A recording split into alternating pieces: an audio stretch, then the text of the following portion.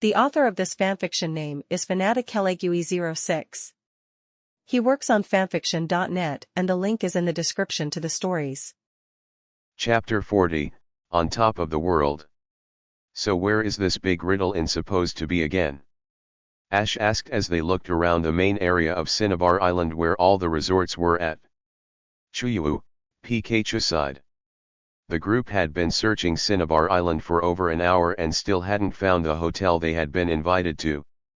One would think that one hotel wouldn't be that hard to find on an island, but Cinnabar Island was apparently a lot bigger than it looked. When combined with the number of tourists and other resorts the island had, it made a pretty tough find. Why couldn't that man have just told us directly where it was? Serena asked with a sigh.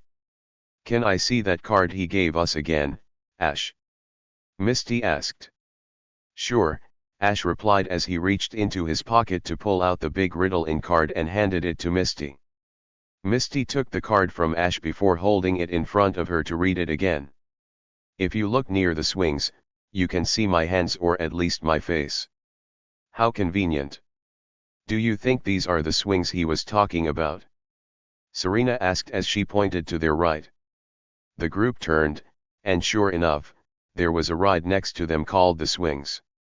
People were going around and around in circle while hovering in the air. There was a long line of people waiting to ride. Along with the Ferris wheel, the swings were a popular ride, as well. This place almost seemed like an amusement park sometimes rather than just an island. I don't know. I don't see the man's hands or face. This is really confusing, Ash muttered as they continued to look in all directions. Misty folded her arms and looked deep in thought. She realized since this was a riddle, she would have to think outside the box. She loved to solve puzzles when she was a lot younger and was really good at it. She hoped she could decipher this one, too. She was getting the distinct feeling that the man wasn't talking about a person in the riddle. So, what else had hands and a face besides a human or Pokemon? It suddenly hit her. I've got it! Misty exclaimed as she stuck her index finger in the air. It's a clock. A clock? Serena asked as she looked at Misty. Yes. If you can't see my hands, you can at least see my face.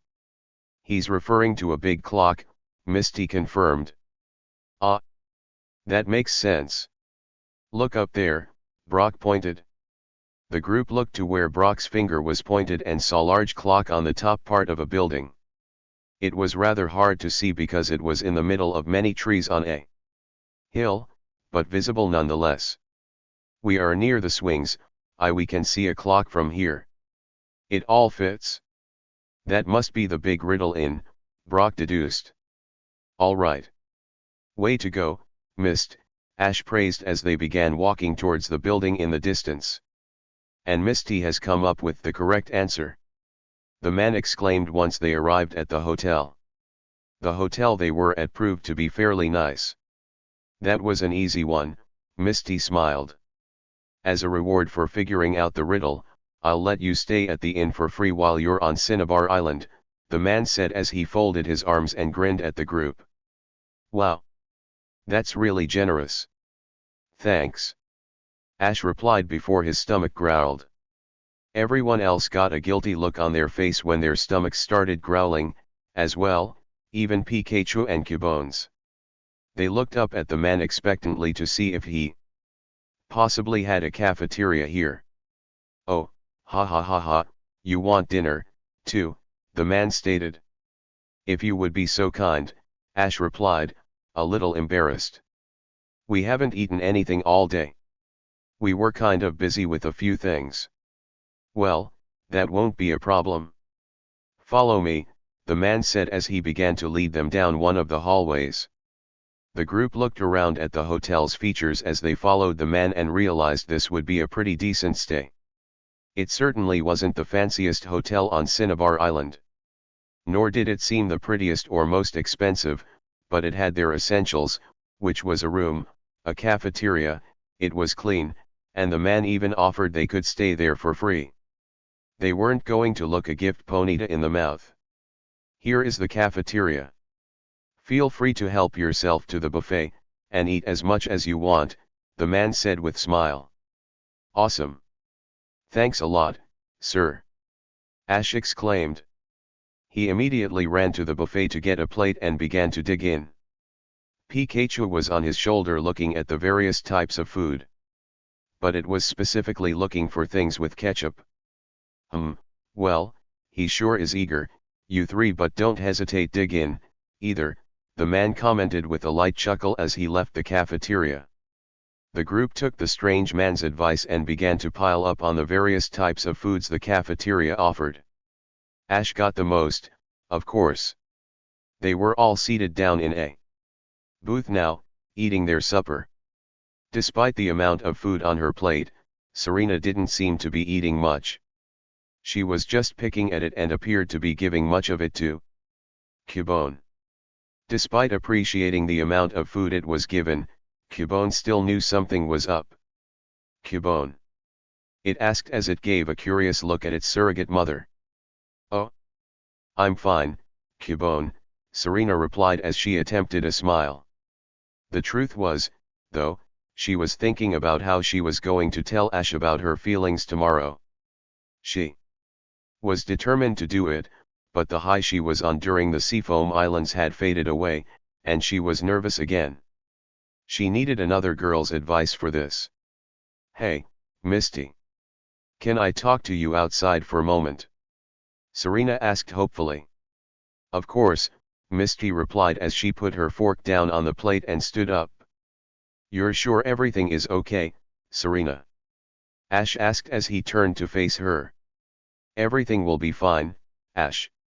We'll be right back, Serena answered as she stood up, as well. The girls then walked out of the cafeteria, out of sight.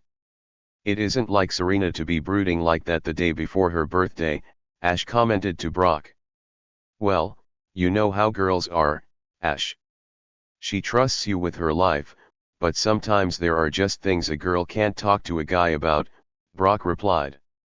He had a pretty good idea what was on Serena's mind considering how much time he and Serena have spent together when he was teaching her how to cook and clean, but decided not to tell Ash about it. Ash gave a sigh as he turned back to his food, but spotted Pikachu about to steal Ash's fries with ketchup. The rodent gave Ash a sheepish look that it was caught red-handed. It had been so close. Hands off the food, Pikachu, Ash said dangerously with narrowed eyes. Pikachu's sweat dropped and immediately went back to licking its ketchup from a bottle.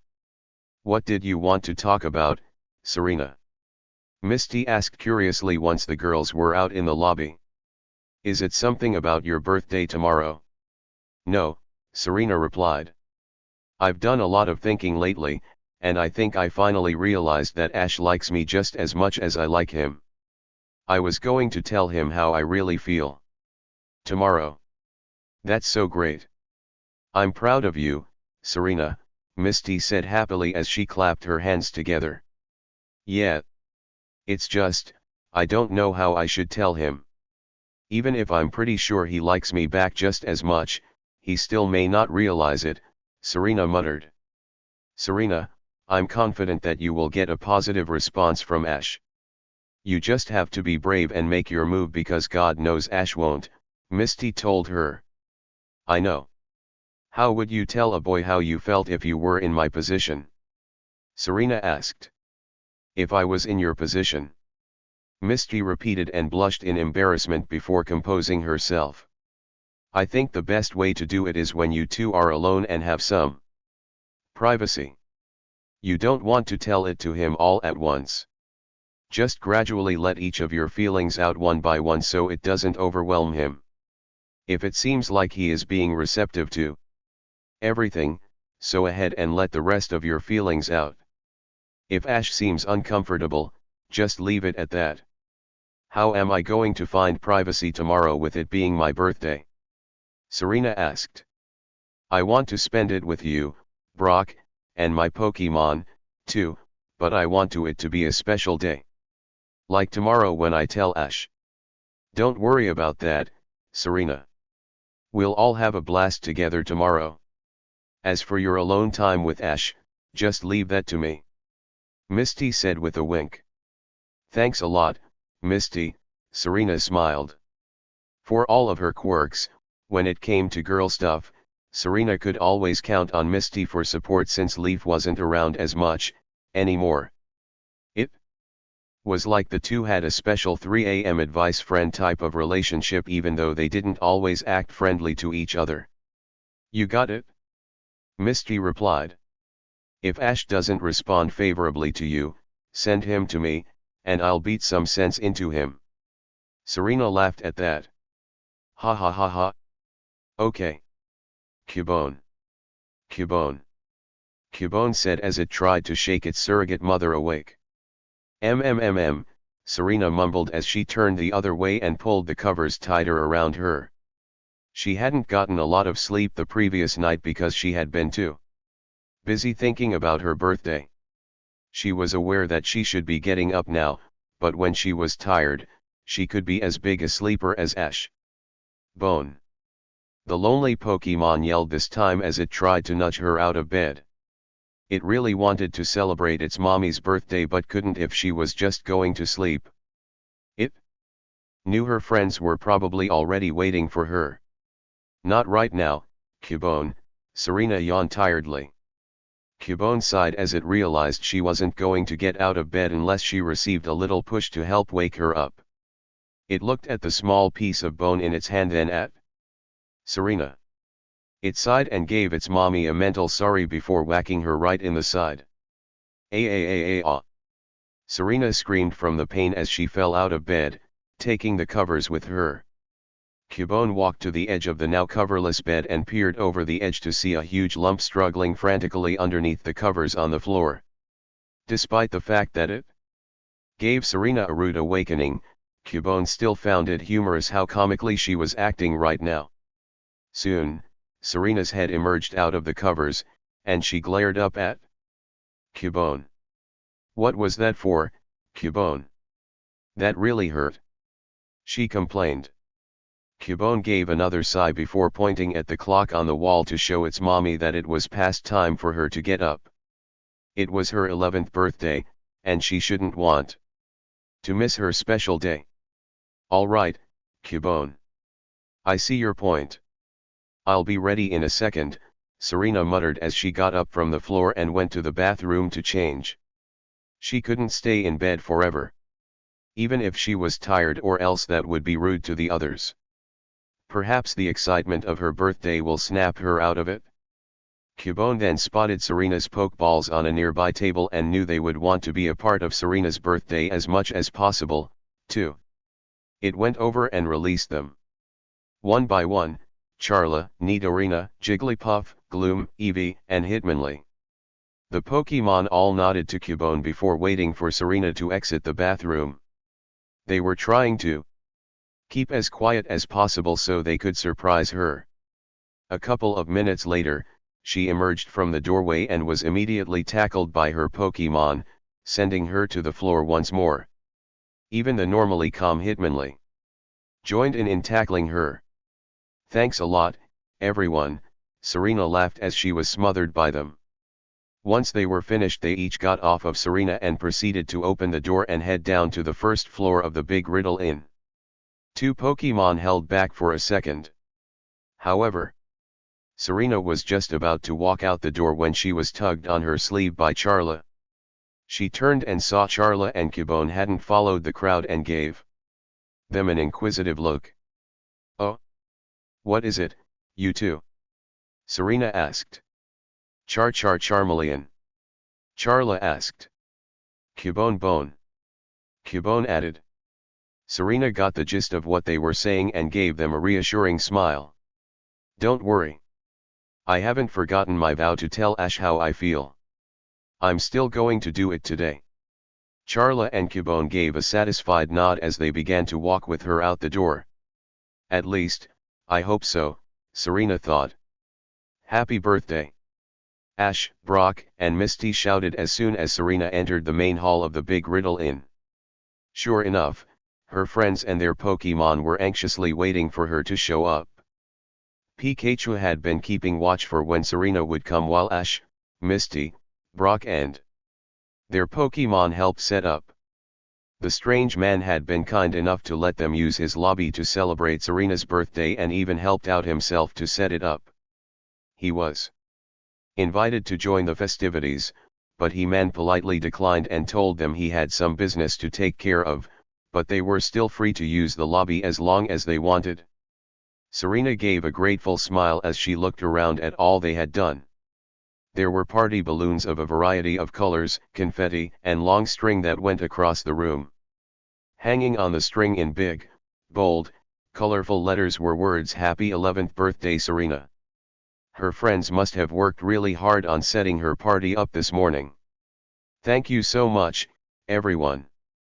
Serena cried in happiness as she felt tears come to her eyes. She could be so emotional sometimes. It could be a bit embarrassing. No one seemed to mind, though. They were just glad that she was pleased with the decorations right now. "No problem, Serena," Ash said with a smile as he went over to her. "Why don't you come open your presents so you can see what we got you?" She was then led over to a small pile of neatly wrapped gift boxes of varying shapes and sizes. She stared at them while her eyes shined with happiness. How had her friends been able to do all this when she wasn't around? "Go ahead and open mine first," Misty urged as she picked up a medium-sized present and handed it to Serena. Serena took the colorful box from Misty's hands and started to unwrap it. There was just a plain white box underneath the wrapping that was taped up. Serena was able to pry open the box, though Misty told her to do it gently. Serena smiled at the purse she took out. It had several pockets and would be useful for carrying all sorts of things like her accessories or makeup. It sure beat trying to haul it around in her backpack. "Thanks a lot, Misty."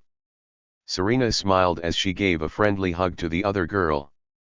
"You're welcome," Misty replied as she returned it. "You're becoming an older girl now, so you need something better than a backpack to carry around your essentials." "Definitely," Serena agreed as she put the strap around her shoulder to test it. It was comfortable but not too loose. "Misty did a great job with this one. Here's mine next.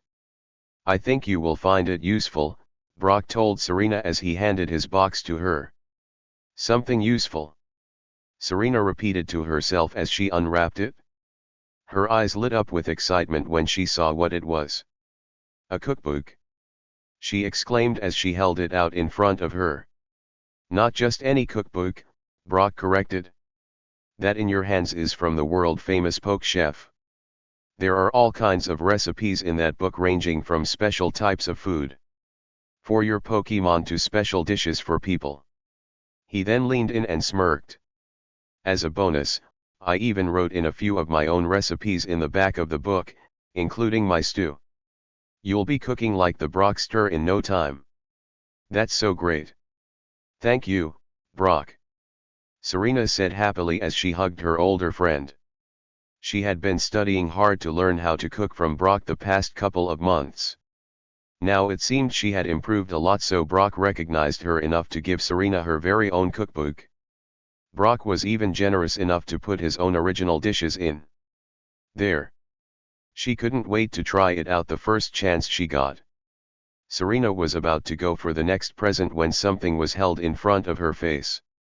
She looked down and saw Cubone was holding a rather large piece of cardboard paper in its hand and was looking at her expectantly.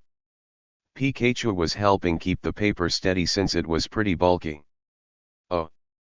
Serena questioned as she took the piece of paper from Cubone, wondering what it could be. As soon as she looked at the picture, a warm smile crossed her lips. It was drawing of Serena and all of her Pokemon standing on what was apparently a grassy hill with a blue sky and the sun smiling down upon them. They were all holding hands and smiling in the picture. Even Serena's newer Pokemon were drawn in there, like Scyther and Slowpoke. To top the picture off, all of Serena's Pokemon's footprints or handprints were on the page depending on which Pokemon it was. It was such a good reminder to how she and her Pokemon were such great friends. It was then something occurred to Serena. Wait a second, how were you able to get Scyther and Slowpoke's footprints on her? She wondered. Well, I made a phone call to Professor Oak early this morning, Brock answered while he crossed his arms and grinned. He then pointed to a certain part of the room that Serena hadn't looked at yet. Serena turned to where Brock was pointing and let a cry of happiness as she saw her two newest Pokemon emerge from the corner. Well, Scyther did anyway. Slowpoke was still standing there. Oh. You guys are here, too. Serena exclaimed as she went over to greet them. She realized they haven't really had a chance to bond with each other yet, so now was as good a time as any. SCY, Scyther muttered. Birthdays weren't really its thing, and it didn't know its trainer well, yet, but it figured it could hang around for a little bit. It then cast a mischievous look at Ash. The raven-haired boy noticed its look and backed away slowly, but Serena stepped in. Now I need you to behave, Scyther, Serena said a little sternly. Scyther turned back to Serena before giving a slight glare but soon relented. It realized this was Serena's birthday, so it would control itself. Serena then went over to Slowpoke, who still hadn't moved from the spot it was hiding in. Hey there, Slowpoke. Would you like to join us in the party? Serena asked in a friendly tone. Slowpoke just stood there. It wasn't even looking at Serena. It just seemed to be staring off into space with a dazed look on its face.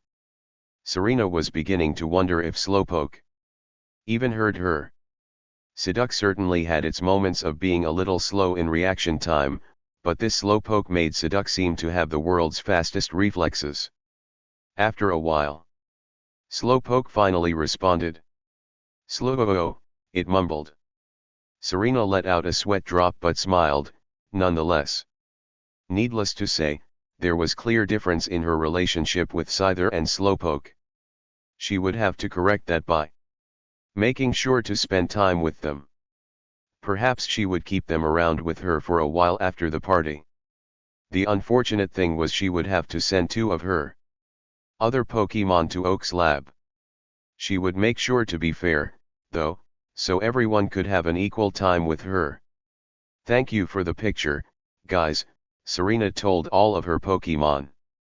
The Pokemon grinned in return. They had each chipped in to make that for Serena. It had been Cubone who actually drew the picture, though.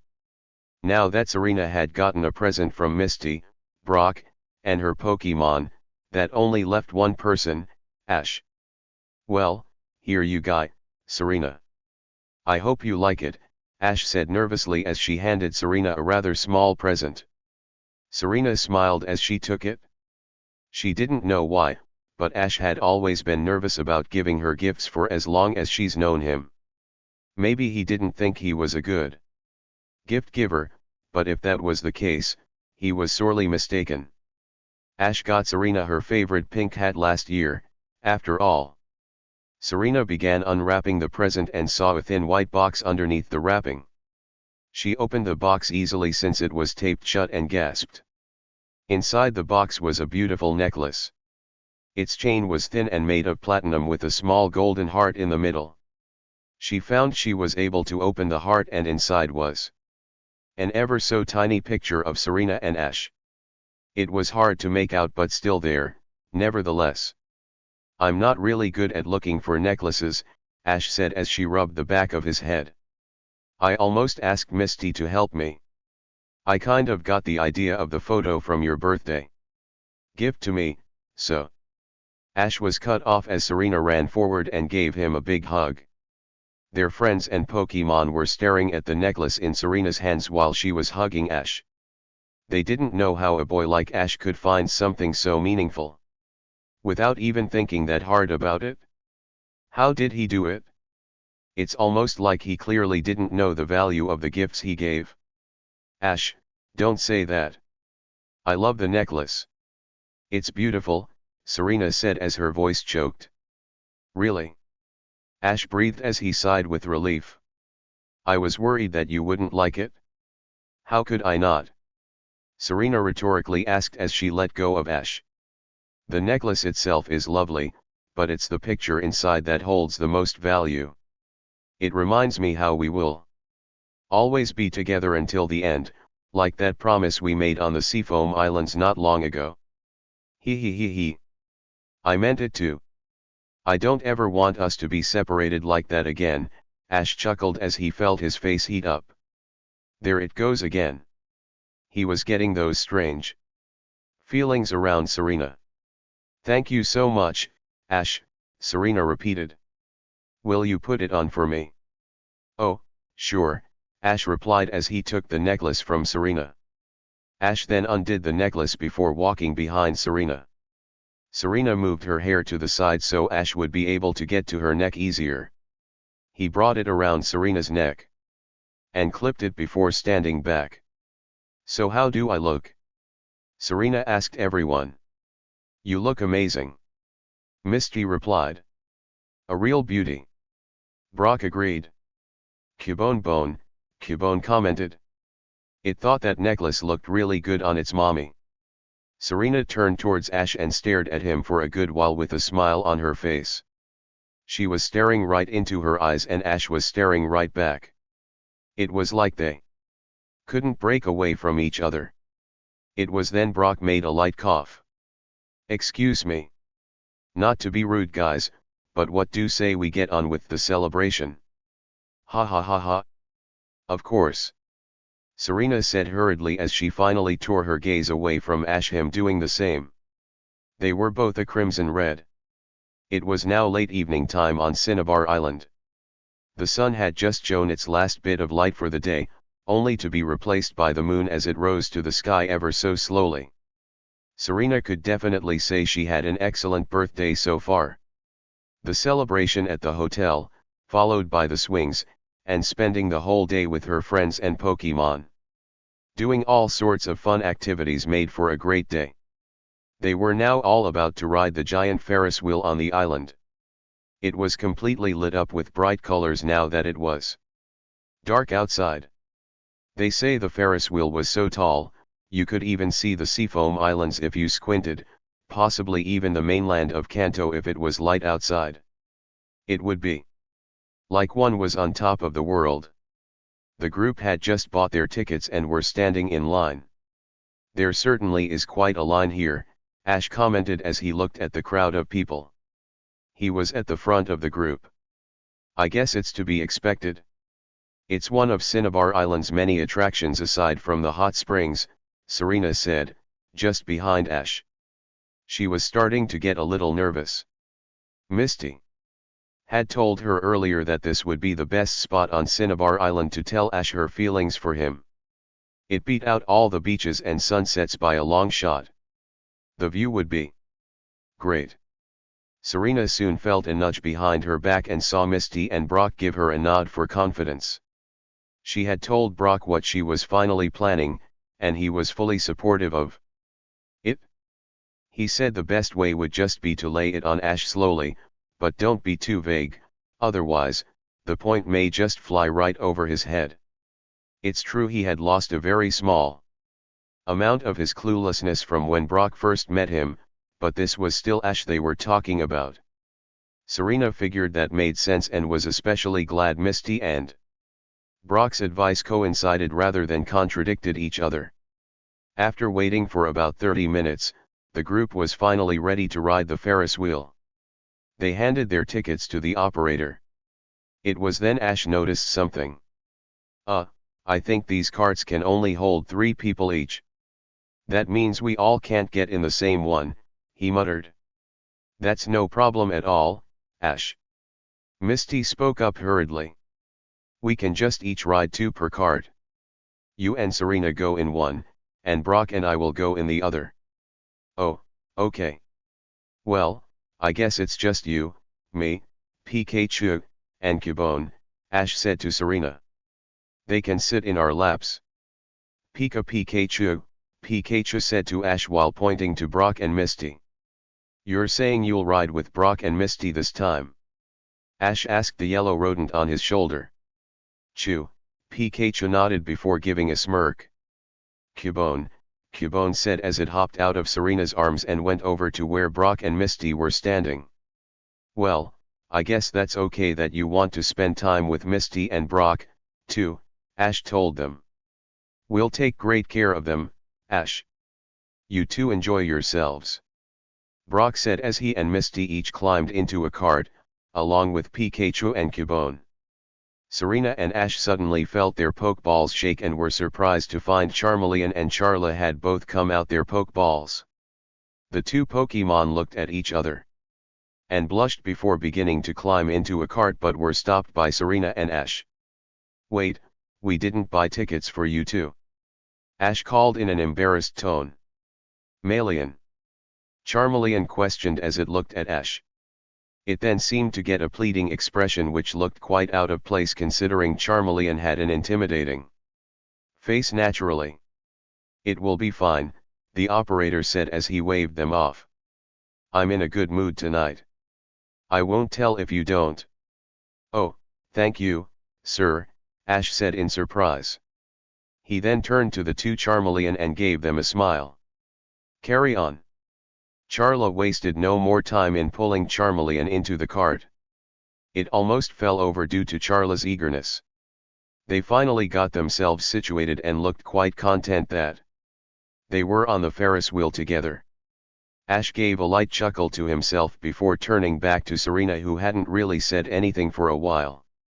She was looking at Ash, but he couldn't quite make out what it looked like. It was like a strange combination of nervousness and adoration. He realized he didn't need to take any longer as everyone was now waiting on Serena and him to get in their own carts. Well, shall we? Ash asked as he held out his arm to escort her. Serena's strange expression was soon replaced with a smile. Why thank you, she replied as she took his arm. The two 11-year-olds climbed into the Ferris wheel cart and sat opposite of each other. As Serena looked at Ash, a million thoughts were running through her head, and her chest began to feel really tight.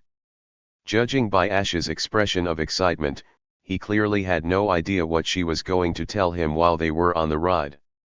From behind Ash, Serena saw Misty, Brock, Serena, and Pikachu give her a thumbs up from their vehicle. Ash noticed Serena staring behind him and turned around. By then, the four had turned their thumbs up to merely a wave, which Ash returned. The gears on the Ferris wheel soon began to turn, moving the carts along with it. Ash and Serena's cart began to loop upward, taking them with it. Are you excited, Serena? This is going to be fun. Ash told her. It sure will. Serena agreed with a smile despite how nervous she was. She wasn't exactly sure when she would tell him, but the time would come. The opportunity would speak for itself. They stopped about halfway up the Ferris wheel and looked out at the view. To say that the view was great was an understatement. They were only halfway up, but they could already see a good portion of Cinnabar Island. The volcano in the distance blocked the other part, but for what they could see, it was spectacular. It sure is pretty, isn't Ash? Serena asked a little timidly. You bet. Ash agreed as he looked down. Everybody looks so small from up here, and we aren't even halfway up. They then sat in silence for a small bit. Serena began wondering what she could do to start up a conversation that might lead into what she wanted to tell him, but what could she do? To her great surprise, it turned out to be Ash was the one who started the conversation. So Serena, now that you are 11, what has been your favorite part of your Pokemon journey so far? He asked. My favorite part? Serena repeated. Yeah. I mean, surely there has to be something that has stood out to you the most, Ash elaborated. Well, Serena began as she looked deep in thought, I have been able to explore the entire region of Kanto and seen places and cities I've never seen before. I've also received the best Pokemon a girl could ever ask for. I'm a duchess at the Battle Chateau now. I've also met great new friends in so many people. I hear you, Ash replied with a smile. He then got a questioning look. But none of those are your favorite part. Serena took a deep breath before continuing on. Here it goes. No. My favorite part of being on this journey has been traveling with you. Really? Ash asked in a surprised tone. There went those weird feelings in his chest again. How was it Serena was always able to do that to him when she talked like that? The Ferris wheel's mechanics then began to churn once more as it turned again, bringing Ash and Serena's cart higher up still. It then stopped turning, and as luck would have it, Serena and Ash were at the very top of the Ferris wheel. With as high up as they were, it really was like they on top of the world. Yes, Serena confirmed. Traveling with you and just being with you in general has been my favorite part. That is the reason I started my journey the same day as you, Leaf, and Gary, even though I wasn't sure what I wanted to do at the moment. I don't know what I would have done if I didn't get to go with you on your journey. You just mean too much to me. You're more than just my best friend. I don't ever want to be separated from you. Ash was taken aback, to say the least. He felt his pulse began quicken once Serena said these things to him. She had just confirmed what he had suspected for a while. Maybe they really were more than best friends. These were somewhat like the talks they had in the Snow Cave and Seafoam Islands. For some reason, Ash felt that nothing was going to interrupt this moment. There was still one thing Ash didn't understand, though. Serena, how could I mean this much to you? Ash asked between breaths. Ash, you are the nicest boy I've ever met, Serena replied as she took his hands in hers. My life has become so much better ever since you entered it. It started out small at the summer day camp when I first met you, but since we started traveling together, my feelings for you have grown tremendously. So, what is it you are trying to say? Ash questioned slowly. He was blushing furiously right now. Ash, Serena said as she looked him straight in the eye, and her heart began to go into overdrive. Here it is. I like you.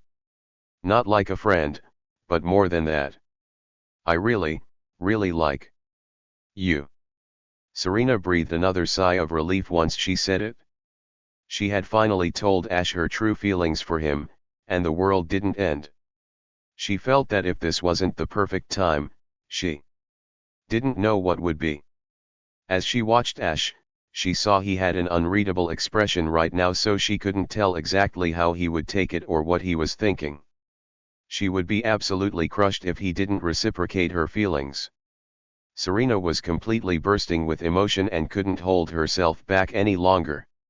She leaned over across the cart and kissed Ash on the corner of his mouth as delicately and tenderly as she could. If her words didn't clearly tell Ash how she felt about him, this certainly would. Tears came to her eyes at this joyous moment. She finally did it. Ash, meanwhile, was pretty shocked, not returning the kiss but not rejecting it, either. He didn't exactly know what to make of the situation. Serena liked him as more than a friend. Was this why they always had those strange instances together? Like when Serena would compliment him, or be nervous around him. Ash then began to think about all he and Serena had been through and said to each other. There were several. Never give up until the end. A 7-year-old Ash said as he offered an outstretched arm to Serena. He ended up pulling a little too hard, though, and they ended up in a hug. Ash didn't really think anything of it at the time. He did notice Serena and how a strange look of surprise on her face when they let go of each other, however. Was that blushing? Triple X. Okay, everyone. Let's play house. Ash will be the daddy and I will be the mommy. Leaf and Gary can be the kids, a 7-year-old Serena declared. It had been a few months since they were all at Pallet Town summer camp. Serena had now began regularly playing with Ash, Leaf, and Gary. She had fit fight into their palate. Town group and was completely over her extreme shyness by now. No fair. How come Ashy boy gets to be the daddy? Gary complained. That means he gets to tell me what to do. It's because Ash and I will be married when we grow up. Serena answered with a bit of indignation. We have to practice. Oh. Ash and Serena sitting in a tree. Gary teased. Ash, meanwhile, was watching the situation with a questioning look on his face. What did Serena mean by saying they had to practice? To be a couple? What did Serena mean by they would be married when they're older? He then turned and saw Leaf staring at him with a knowing smile on her face before she started giggling uncontrollably. What was that? Look for? Serena finished wiping her tears and gave Ash a very tender look and took one of his hands in hers. You don't have to do this by yourself, Ash. Remember, we are all here for you. Remember the promise we made earlier? We are in this together until the end. Ash stared at how Serena was holding his hands. He could honestly say she had never done something like this before. A girl had never held his hands with such tenderness. It was a really weird change of pace from the norm to him. He then looked up. Was Serena blushing? It was then Ash felt his face began to heat up, as well. Was this situation causing him to blush, too? Would you like to dance, Serena? Ash asked her nervously. I'd love to, Ash, she replied. Ash felt he was being a horrible dancer so far, but despite that, Serena didn't seem to mind at all. He could imagine most people being slightly annoyed at his two left feet, but not Serena. If anything, she seemed to be enjoying the dance. Ash had a feeling that no matter how he danced, Serena would have enjoyed it anyway, just because it was with him. Why was that? Why was he special? Then how about Gary, Pikachu, and I go to Sylph Company while Serena, Misty, and Brock go with Secretary? Ash suggested. No. I'm going with you, Ash, Serena said firmly. I don't agree with that, Serena, Ash replied. I'm beginning to think going to Sylphco really is too dangerous, and I don't want to put you in that sort of danger.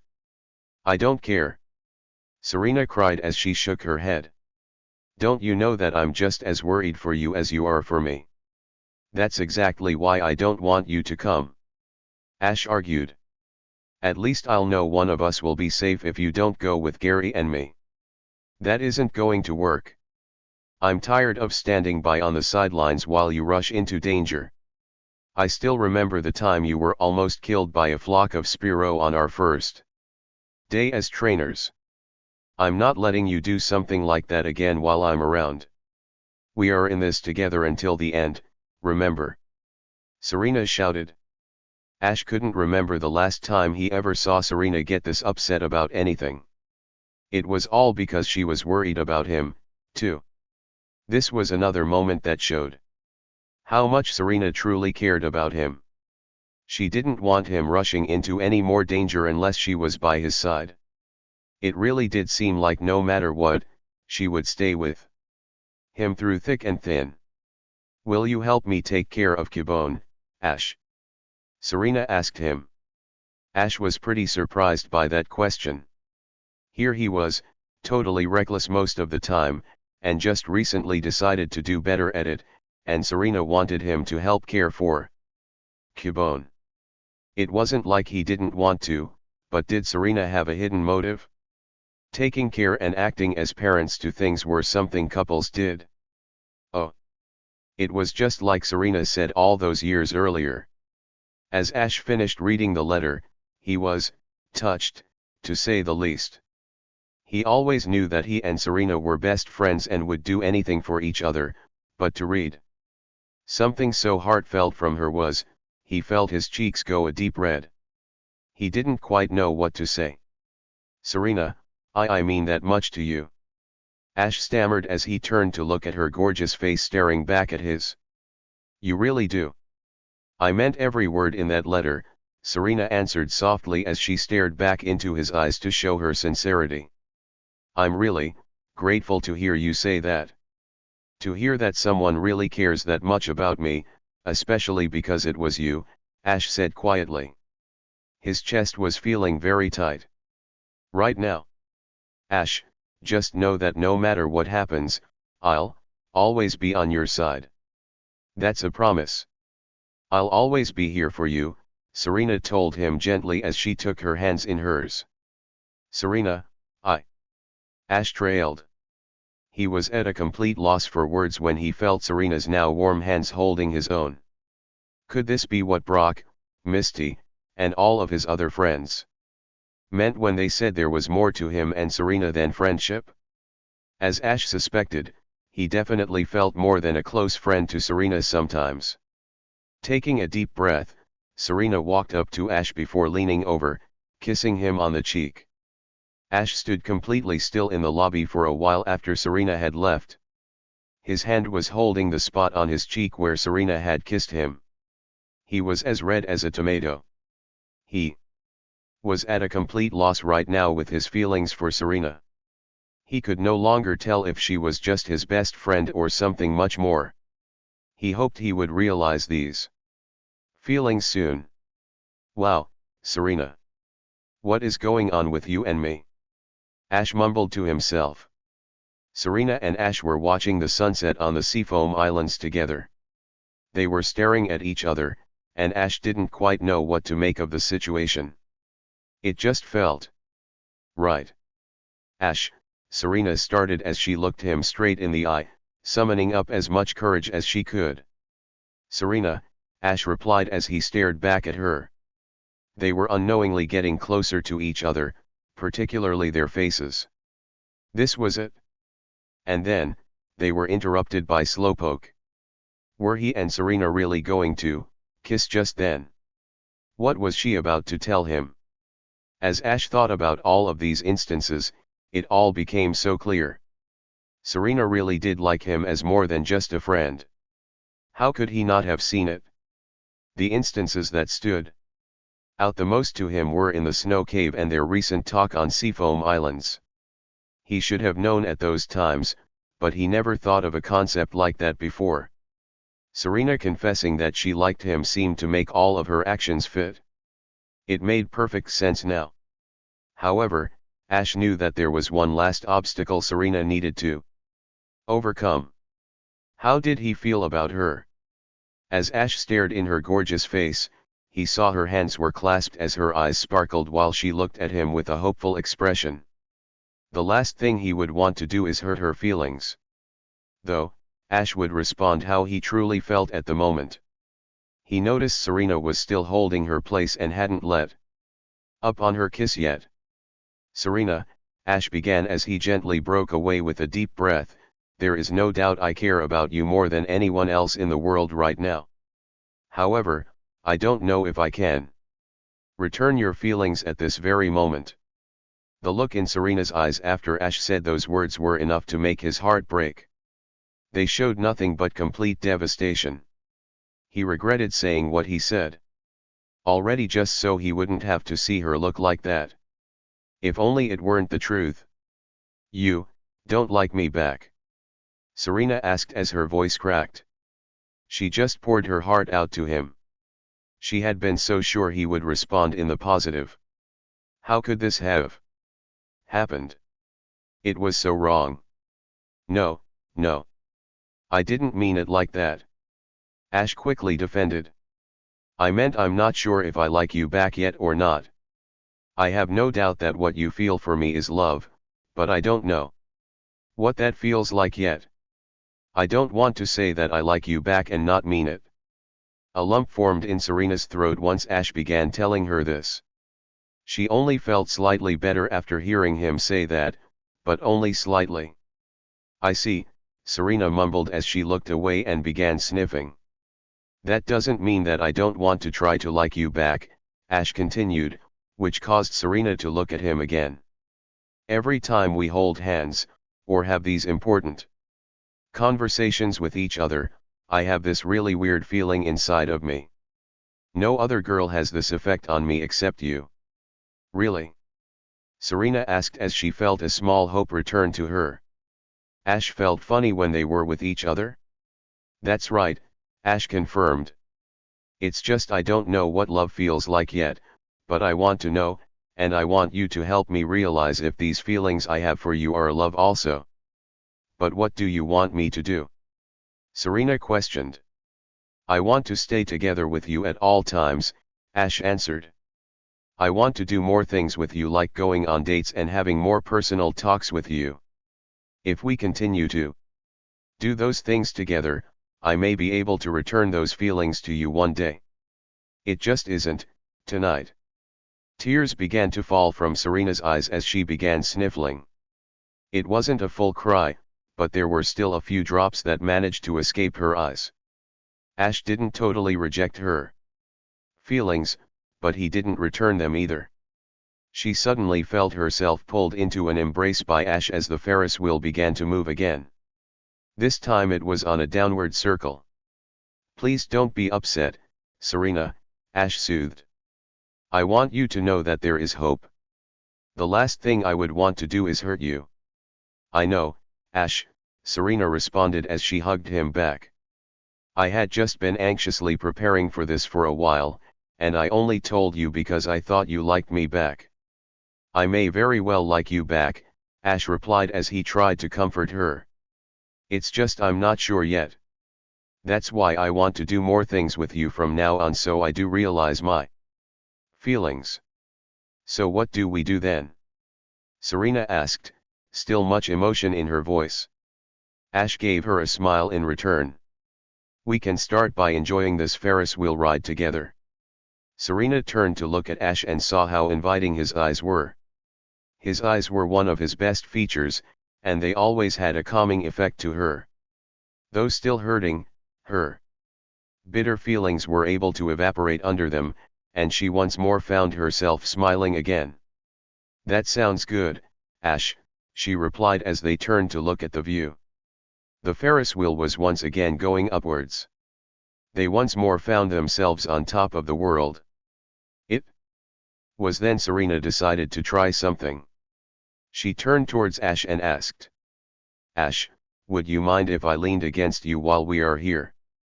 Of course not, Ash answered as he put his arm around and she snuggled into his side. It was so comfortable. Serena felt so safe right now, like nothing bad would happen. They continued to stare off into the view while the Ferris wheel went around a few more times before it finally stopped, and the ride was over. Welcome back, everyone, the strange man greeted. You kids sure were out late. The group was now finally coming back through the doors of the Big Riddle Inn. It was almost 10:30, so it was getting pretty late. They were getting pretty tired after the eventful day they had for Serena's birthday. Serena had told Brock and Misty the words Ash had told when she told him her feelings. They nodded their heads in understanding and agreed with Ash that it might be the best course of action what he said. They, Cubone, and Pikachu, were secretly hoping Ash would have accepted them immediately, but also knew one couldn't force someone to like the other. It would just be in due time.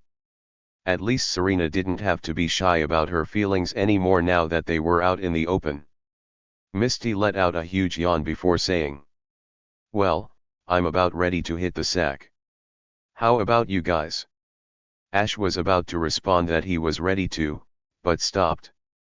The song music he heard playing in the lobby of the Big Riddle Inn right now sounded a lot like the song they danced to on their first date in Fuchsia City. Was it just a coincidence? Hey, Serena, Ash said, which grabbed her attention. Do you recognize this song? Serena listened to the music for a moment before her face broke out into a wide grin. I do, she responded. You wouldn't care for a quick dance for your birthday, would you? Ash asked. Serena was delighted. Ash really did seem to want to give his feelings with her a shot, after all. He was really asking her to dance on his own free will without any push. Of course.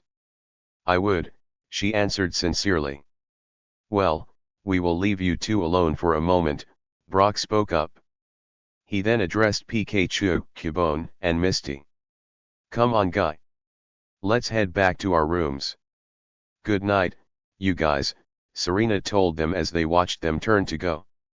Enjoy yourselves, Misty smiled. Peeky Pie. Pikachu waved good night. Cubone Bone. Cubone said as well just before they rounded a corner and were out of sight. Ash then went over to the man at the check-in counter and said, Excuse me, sir. Will you turn up the music for a little bit? No problem, the strange man answered with a smile as he went over to a few switches and adjusted them so the music was louder. He then left the room to give the two some privacy. Ash then walked over to Serena and held his hand out to her, which she graciously accepted. He then pulled her in close as they began to dance in tune to the music. Serena immediately noticed just how much better Ash had gotten in such a short amount of time. Wow, Ash. It's like you've become a natural at slow dancing, Serena commented. He, well I have had some practice with you, Ash replied. Serena smiled before deciding to lay her head on Ash's shoulder, which he didn't pull away. It wasn't long before the two became lost in the moment. There wasn't anything else in the world right now. There wasn't an evil Team Rocket that they had to worry about. There wasn't a journey with deadlines or anything of the sort. It was just Ash and Serena having their time together. Serena didn't feel upset anymore about the situation. It was true that Ash didn't reciprocate her feelings, but he didn't reject them, either, and wanted to learn to like her back. That means there was still hope for her that they might be together in the future, after all. She supposed that was the best answer she could get at the moment. Regardless, she had finally told Ash about how she felt and didn't need to be shy of her feelings anymore. Ash even encouraged it. Maybe one day, he will return his feelings to her, but in the meantime, she will enjoy their time together, especially now, and help Ash realize what he felt for her, too. Serena truly felt on top of the world. Chapter 41, Attack of the Prehistoric Pokemon. Serena, Ash gently whispered as he pulled her close and looked her straight in the eye. You are the girl of my dreams. Every moment we spent together have been the most precious moments of my life. Really? Serena asked. She was at a complete loss at what to say right now. She felt utterly breathless. She then looked at the scenery they were in. They were in a flowery field, with several grass Pokemon slow dancing. There was a gentle breeze, and there wasn't a cloud in the sky. The sun was shining and smiling down upon them. The weather was perfect. Yes, Ash confirmed. I don't know how I could have missed it before. Serena, I love you. Serena immediately got an overjoyed expression on her face once Ash said that. Serena never thought she would hear those words come from Ash's mouth, but here he was. He finally realized his feelings for her, as well. She had been waiting for this moment for a very long time. This was the happiest day in her life. Oh, Ash. I love you, too. Serena squealed with delight as she embraced him tightly in a hug. She then looked at Ash while he stared back at her. They were suddenly alone with no one else or any Pokemon there. The weather was still fantastic, though. Ash then leaned over and kissed her on the cheek. Once his lips made contact, Serena thought she was in heaven, like she could reach the moon. This was like a dream. She felt herself fainting. And everything was black. Serena, wake up, Ash said gently. Serena felt like she couldn't. She wanted to say in Ash's arms. Serena, wake up, Ash said gently again. Wait. Was that even Ash's voice? Serena mumbled. Ash. Ash. The voice asked. I'm not Ash. I'm Misty. Huh. Serena exclaimed as she opened her eyes and saw Misty staring back above her. She wasn't Ash. He. It seems you was having a fantasy dream about a certain someone, Misty giggled. Serena looked around at her surroundings and saw she was at the Big Riddle Inn. She let out a pouting look when she saw Ash was nowhere in sight and blushed in embarrassment. No wonder it felt like a dream to kiss Ash. That's because it was only a dream, after all. Couldn't Misty have let her sleep just a little bit longer? Well, at least Misty didn't have a bone club to hit her with in order wake her like Cubone did yesterday. You sure have been a late riser lately, Misty commented with a smile. I suppose I've just been tired, Serena yawned as she sat up in bed. It was then she was joined by Cubone hopping on the bed before running over to give its mommy a good morning hug, which she returned. It wasn't like that was lie. The past few nights she had been up later than normal. 2 nights ago she was thinking hard about her birthday and how she would tell Ash her feelings, and last night she was up late dancing and talking with Ash. They had stayed in the lobby until almost midnight. Anyway, I was waking you up because I just got a call from Brock, Mist informed her. He said the scientist at the research lab called him and said the fossils are almost ready. He wants us to be witnesses to the creation of them. Really? Serena asked excitedly, now fully awake. Her helix fossil was almost ready? Yep. Misty confirmed with a smile. Come on. Let's go. Serena hastily got out of her bed before getting her clothes and going to the bathroom to change. This was going to be so exciting. This is going to be so cool. A prehistoric fossil coming to life as living, breathing Pokemon. Ash exclaimed as they trekked towards the Cinnabar Island lab. Pika-Pie. Pikachu agreed. I can't wait to see what kinds of foods and training techniques my Kabuto will respond to, Brock added. The group was at the research lab within the next few minutes. They were just about to knock on the door when the mad scientist from before burst the doors open, completely startling them. Did he have visions of when they would arrive or something? Ah! Welcome.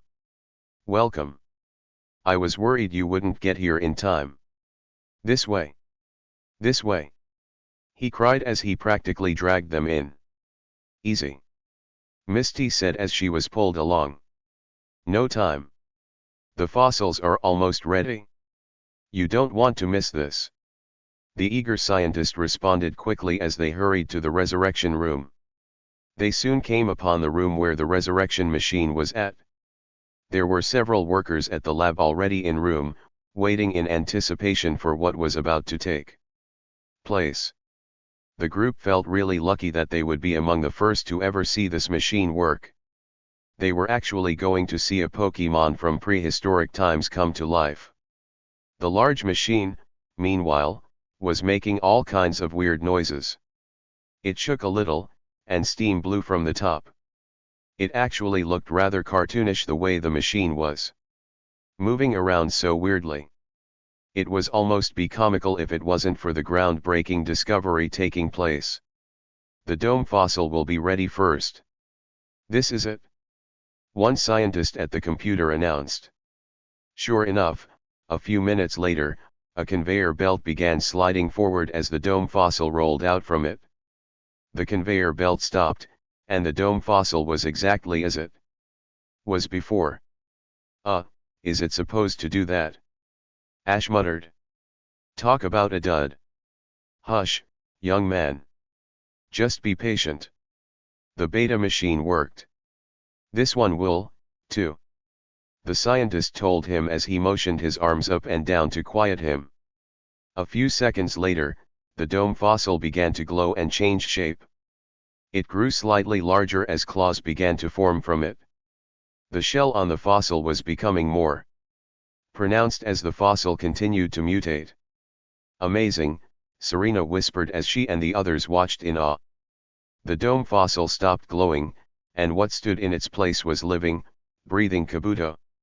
The group was dumbfounded, to say the least. It wasn't like they weren't expecting the machine to work. It was just actually seeing something like this in person was completely overwhelming. The machine actually worked. The Kabuto blinked a few times before settling down on its 6 legs, hiding its face. It looked rather confused by all the people around it. For a while, nobody said anything, and then, "Oh, this is marvelous. Simply marvelous," the head scientist exclaimed joyfully as he burst into a fit of crying. "My machine actually worked. My life study finally paid off. That Kabuto is so beautiful. It's flawless. This is incredible. Well done, Doctor. We did it." Another scientist smiled while the others began to clap and shake each other's hands. "Where is the young man who gave me the dome fossil again?" the head scientist asked with glee. Right here," Brock said timidly. He was just as excited as everyone else at the moment, but the head scientist's eccentricity was rather intimidating. "Don't be shy. Come this way. Meet your new Pokemon," the scientist said as he reached out and dragged Brock by the arm over to the Kabuto still on the conveyor belt. Brock looked down and inspected the Kabuto while it was still hiding its face under the dome shell. It was so unreal to see something like this for the first time. Deciding to put his Pokemon breeding skills to the test, Brock figured he would make the first move. "Hello there, Kabuto. My name is Brock. It's nice to meet ya," he introduced with what he believed to be an inviting smile. The Kabuto looked up from underneath its shell and gave Brock a curious glance with its glowing, red eyes. It didn't seem to know what to make of the situation. "Let me be the first to give you warm welcome to the modern world," Brock said as he picked up the dome Pokemon.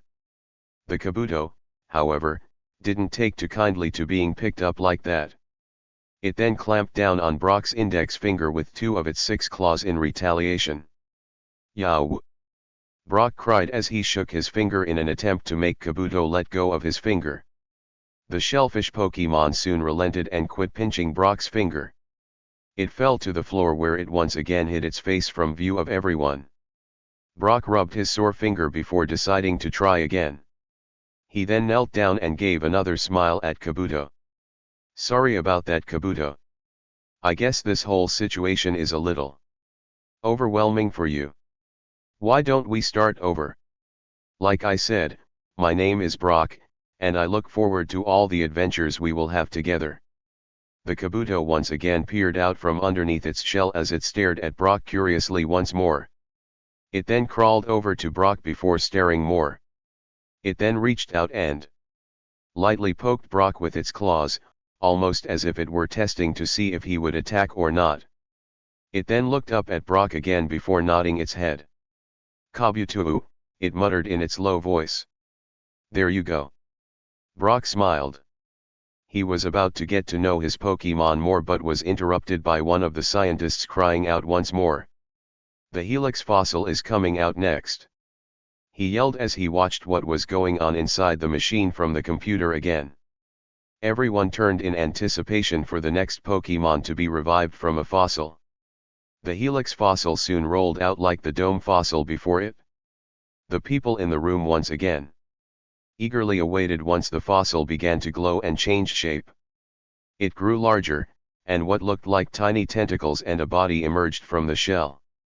The Helix fossil quit glowing, and an Omenid was now its place. The newly revived Pokemon uttered, also in a low tone. "Oh my goodness! How wonderful! This is amazing!" The hyper scientist cried again. He then turned to Serena and made a grab for her. "Come here, young lady. Meet your new Pokemon." "That's okay. I can walk there myself," Serena quickly said with a sweat drop as she recoiled from the scientist's attempted grab to pull her like he did to Brock. "Well, come on then," the scientist replied anyway as he hurried over to the Omenid with Serena behind him. The Omenid continued to stare at its surrounding until its eyes landed on Serena. It was rather uncomfortable at the moment, almost like it had awoken from an extremely deep sleep, and found itself in unfamiliar territory. Despite this, Serena attempted a gesture of friendship to the Kabuto. "It's nice to meet you, Omenet. I'm Serena. I hope we can be great friends," she said. The Omenet stared at Serena appraisingly for a moment, but not doing much else. Then, without warning, it leaped into the air much faster than one would expect from a being with a large shell on its back. It then turned sideways and clung itself onto Serena's face with its tentacles, almost completely covering her head. "Ah!" Serena cried as she tried to pull the Omenet off of her face. It felt really slimy, and those tentacles felt really creepy on her face. Ash went over and attempted to help her, but the Omenet held firm. "Bone bone!" Cubone began yelling at the Omenet. "Well, I guess Omenet and Serena will be bonding just fine," Misty muttered as she watched the display.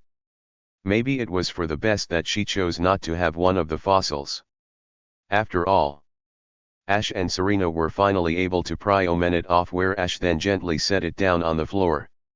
Serena was rather disgusted at the moment. She didn't mind Pokemon touching her, but to have something like that on her face with those tentacles was just, ew. Serena was handed a paper towel by one of the scientists so she could wipe her face clean. She then felt the tentacles upon her again and saw Omenet was clinging to her leg. This time, well, at least it wasn't her face again. "I guess that's just Omenet's way of saying it likes you, Serena," Ash guessed. "Yeah," Serena muttered as she watched the affectionate Pokemon. It certainly wasn't how she would expect something like a prehistoric Pokemon to act. Cubone, meanwhile, glared at the Omenet for being what it considered too attached to her. Serena was its mommy. It was about to go up to Omenet and smack it with its bone, but was quickly held back by its big brother, Pikachu. Cubone snorted in defeat once it saw that it would be a losing battle against the rodent. It would be keeping a jealous eye on the Omenet, though. "Everyone, come quick. The old amber fossil will be coming out shortly," one of the scientists at the computer called once again. "Are you sure this was a good idea?" Misty asked the head scientist. She had read about how terrifying an Aerodactyl was. There was also the fact that it was a carnivore. There were many people in this room, and nonsense. "Of course it is," the scientist replied. "We have our own Aerodactyl we received from the beta machine that we have had no problems with. It's only natural that this one will be okay as well." The machine was making a lot more noise than it had been with the helix and dome fossils. After a short while, the old amber fossil rolled out on the conveyor belt like the previous ones. "Ash," Serena nervously said as she clung to his arm for support. She was pretty apprehensive all of the sudden. She remembered how she read about them in the museum. The words Ash said to her about it fresh in her mind, almost like it was yesterday. "Don't worry, Serena. This Pokemon is long gone. It's not like we will ever meet a real one face to face," Ash had said. Well, that statement just went flying out the window. "It will be okay, Serena," Ash assured as he rubbed her arm soothingly. Pikachu was back on Ash's shoulder as it watched with an intense expression its face. It would be prepared to protect everyone if necessary. One could never be too careful when it came to dealing with something as unpredictable as an Aerodactyl was supposed to be. All eyes were glued on the old amber fossil as it began to glow and change form. It began to grow much larger than both Omenet and Kabuto were combined. What looked like huge, scaly wings emerged from the fossil as it continued to take shape. Soon, the fossil quit mutating, and an Aerodactyl was now in its place. Serena took a step back at how frightening the Pokemon looked. The picture that was in the Pewter Museum didn't seem to do the real thing justice. It was much more intimidating in person. Pikachu sparked its cheeks as it was prepared to protect everyone in case something went wrong. Aerodactyl gave a huge yawn as if were waking up from a deep sleep. It then looked at all of the people whom were staring at it, as if watching it to see if it would make a move. Its eyes then landed on a raven-haired boy whom was giving it a very serious look. What was that expression for? The Aerodactyl looked away from the boy and continued to stare at its surroundings before it did something everyone completely wasn't expecting. It smiled. What? Ash questioned as he and everyone else in the group sweat dropped. Out of all of the outcomes that could have happened, they weren't expecting that. This is wonderful. The scientist exclaimed once again. This is truly greater than I ever could have hoped for. Is my machine amazing or what? I'm the greatest ever. He sure knows how to brag about himself, Misty muttered in slight disgust at the scientist's arrogance. Aerodactyl took a tentative step off of the conveyor belt and stretched its wings. This place felt rather small for it to freely roam. Despite this, it gave everyone a friendly expression as if to greet them. Aero, it cried happily. I guess it's safe to go over and meet it? Ash guessed as he made his way over to it. He then turned to Serena. Do you want to come? No thanks, Ash. I'm good, Serena replied nervously. Serena, I'm here. I'm not going to let anything bad happen to you, Ash told her as he held his hand out to her. Serena stared at the open gesture for a moment before she was suddenly reminded to the summer camp. Every time Ash held his hand out to her, whether it be for a dance, or just to hold it, it was like that was Ash's way of saying trust me. She smiled and nodded her head before taking a hold of it. She was already comforted by Ash's touch. They both began to make their way towards the seemingly friendly Aerodactyl, but it was impeded slightly as Omenid was still clung to Serena's leg, which made it slightly hard to walk. They approached the Aerodactyl who stared at them with an interested expression. Not knowing what else to say to the Pokemon, Ash introduced himself. Hi. Lame, everyone else thought in deadpan tone and a mental eye roll. Aerodactyl tilted its head in wonder before nodding back at Ash. Feeling encouraged, Ash decided to extend his hand in friendship towards the prehistoric Pokemon. Knowing it would be impossible for Aerodactyl to shake his hand back since it only had wings, Ash figured the Pokemon would know it's the thought that counts. As if reading Ash's mind, the Aerodactyl once more nodded its head to Ash. Young man. That is very impressive, one of the scientists commented, being able to become friends with such a supposedly dangerous Pokemon. See, Serena. Everything was okay, after all, Ash told her. Why don't you try saying hello to Aerodactyl? Serena took a slow step forward and gave a nervous smile at the Aerodactyl. It actually gave her a smile in return. As Serena and the Aerodactyl looked at each other, she was thinking she really misjudged the prehistoric Pokemon. Maybe they were actually a lot less terrifying than the archaeologists and historians made them out to be, particularly Aerodactyl. She was expecting a ferocious, wild, man-eating Pokemon, but Aerodactyl was acting completely the opposite. Maybe her fears were misplaced. It would be possible to live in a world with Pokemon of the past, despite their initial intimidating appearance. It was then Aerodactyl began stepping towards the scientists that were in the room right now. They were hastily writing down notes on a notepad. Besides occasionally looking down to see what they wrote, they weren't taking their eyes off of the Aerodactyl. The real machine working was a scientific breakthrough. This would make worldwide news. No. One seemed to notice how close Aerodactyl was standing to the main computer. One giant flap of its wings could destroy it. As Serena was contemplating these thoughts, the Omenid that was clung to her leg began to crawl further upward. It was going up much further than what was Serena's comfort level.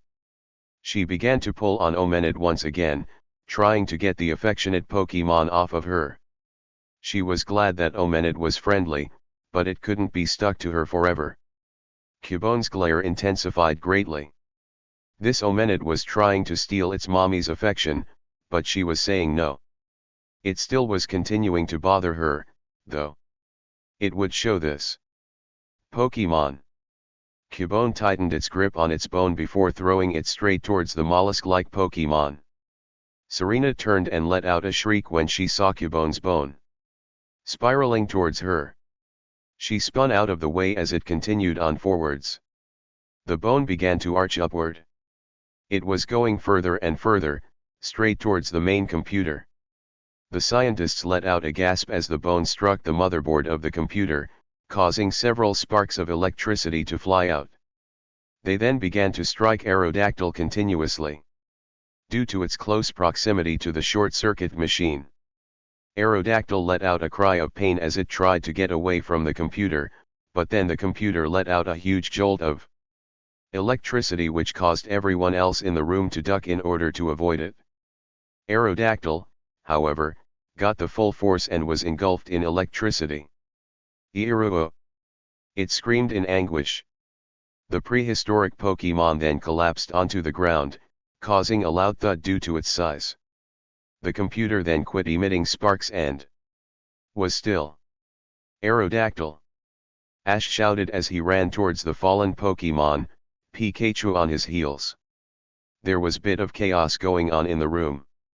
A few scientists were in a desperate attempt to fix the main computer which powered all of their machines. A few had left the room in order to find a suitable place for Aerodactyl to rest, while others were trying to find various medicines to give it to help it recover from the shock. Cubone, meanwhile, looked down in slight shame at the trouble it had caused. It was becoming too jealous and just caused trouble for everyone else in the room and hurt that big Pokemon in the process. It then looked and saw Omenet was now off of Serena's leg and was just simply standing there with Kabuto, observing the happenings. Serena, meanwhile, walked over to Cubone and picked it up. Cubone stared up at its surrogate mother in sadness about what she may do, but it never came. A noise from the Aerodactyl caused everyone to turn their eyes back towards it. Aerodactyl, are you okay? Ash asked once the Pokemon began to stir slightly. Aerodactyl then opened its eyes and looked at Ash, but there was a completely different look in its eyes now. No longer did they harbor the friendliness or curiousness they once held. The look in its eyes now showed anger, wildness, and hunger. Aerodactyl? Ash asked with wariness as he took a step back at the Pokemon's sudden change in attitude. Pikachu ran in front of Ash defensively. Ash, get back! He heard Brock warn. As soon as Brock said that, Aerodactyl sprang to its feet and let out an ear-splitting screech, causing everyone to cover their ears at the loud noise. It then gave a mighty flap of its wings which destroyed the rest of the main computer. We need to get out of here! Misty screamed as she and everyone else made a dash for the exit. Aerodactyl then let out another mighty screech and fired a hyper beam at the ceiling, completely destroying the area around it. How could this have happened? The head scientist muttered to himself as he watched the disaster taking place. This wasn't how it was supposed to be. Sir, we have to get out here. One of his assistants yelled frantically as he tugged on his master's sleeve in effort to get him to move. Seeing how the head scientist wasn't moving, another assistant had to come and help the other pull him along to the exit. He was just in too big of shock to move by himself. His life's work and creation, completely snuffed out because of one mishap. It was devastating to him. Aerodactyl then fired a hyper beam at the resurrection machine which immediately blew the contraption to bits. It then spotted Ash, who was one of the last ones leaving the room, and its eyes narrowed. It then flapped its scaly wings once more and began stomping towards Ash, completely ignoring the debris that was now falling around it from the half-destroyed ceiling. Look out, Ash! Serena screamed. Ash turned around as his eyes widened when he saw Aerodactyl coming right for him. He then began to make a mad dash for the door, but the prehistoric Pokemon was gaining on him fast. Pikachu! Thunderbolt! Ash cried. Pikachu! The rodent screamed as it leaped off of Ash's shoulder and launched the electric attack. Aerodactyl gave a roar of pain once the electricity connected with it. It wasn't extremely injured, but it was stunned enough for Ash to make it the rest of the way out of the room. He and the rest of the group and scientists continued to hurry towards the exit. Brock was holding Kabuto while Serena held Cubone. Omenid was clinging to her back this time. But she hardly paid it any mind. The building continued to shake at the havoc Aerodactyl was causing in the large back room. Once everyone made it outside, they breathed a sigh of relief, thinking they had gotten away from the Pokemon. It would eventually wear itself out, and they could go back in. That was until they saw another hyper beam launch through the air, creating an even bigger hole in the roof. Just because it was too big to fit through a normal door didn't mean it couldn't find a way out of the building somehow. Everyone gasped once Aerodactyl flew from the new hole seconds later. It then stood on the roof and let out another ear-splitting scream. The noise caused by the Aerodactyl alerted all the people nearby. They turned towards the noise and started screaming and pointing at the Aerodactyl as it stared menacingly at all of its surroundings. It then took flight and began flying towards all of the people below it. "Look out!" Brock yelled as he and everyone else ducked to avoid Aerodactyl's clawed feet. It then swooped back into the air and shot another hyper beam towards the ground, causing everyone to jump out of the way from the large explosion. A regular Pokemon wouldn't be able to launch so many hyper beams in a row, but Aerodactyl was so unstable from just being resurrected that it didn't know it needed time for rest. Also, that could end up being dangerous for its health, as well as everyone else. "We've got to stop Aerodactyl before it hurts anyone," Ash said as he stood back up. "Pidgeotto, Charmeleon, Haunter, I choose you. Charla, Scyther, Jigglypuff, go!" Serena cried. "Go, Golbat!" Brock yelled. "Misty calls Staryu and Starmie." Misty yelled as she released the two starfish Pokemon. "Okay, guys. We need anyone who can fly to try to stop Aerodactyl. Everyone on the ground needs to keep shooting long-range attacks at it to keep it from moving," Ash yelled. "The plan." The Pokemon nodded before doing their respective duties. Despite the number of Pokemon it was now facing, Aerodactyl didn't seem the least bit intimidated. If anything, it only appeared to get even more fired up. It screeched again and launched another hyper beam at its opponents. The aerial Pokemon flew out of the way and began launching their attacks at it. Aerodactyl was an extremely quick Pokemon, however, and skillfully dodged every attack aimed at it. By now, a huge crowd was beginning to form now that the news had gotten around the island that a wild, prehistoric Pokemon was on the loose. Everyone was having mixed reactions to the situation. Some were terrified for their life, some were videotaping it, while others could do nothing but stare in awe at the prehistoric Pokemon. Officer Jenny soon pulled up to the scene in her motorcycle accompanied by a few other police officers. "Everyone, find shelter. We will take care of this threat," she stated. "What are you going to do to it?" Serena asked. "We are going to tranquilize it, and take it away to a secured place to keep it under surveillance until it's stable," Officer Jenny answered as she drew her gun. The police officers behind her pulled their special tranquilizing guns after her. Everyone took Officer Jenny's warning and began to flee from the scene. The group called off their flying Pokemon so they would be out of the line of fire from the tranquilizing cartridges. Ash couldn't help but feel sorry for the Aerodactyl as he, his friends, and Pokemon ran away from it.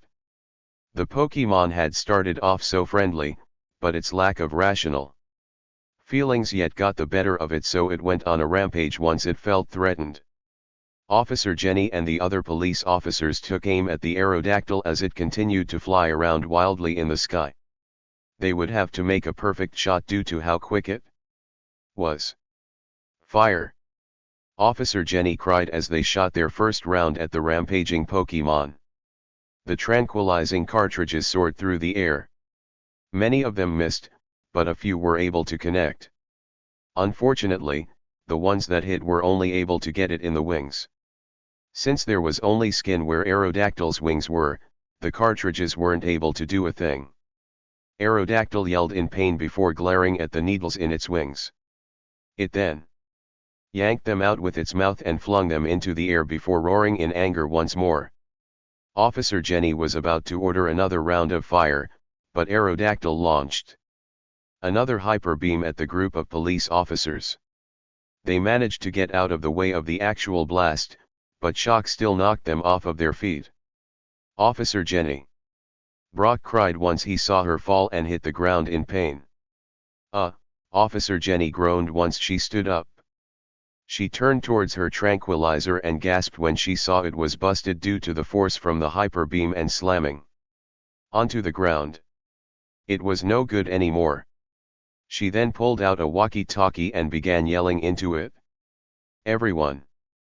Get away!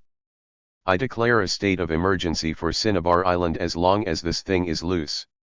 Call in reinforcements from other towns. We need to keep Aerodactyl contained at all costs. She yelled, her voice blaring over various intercoms on the island.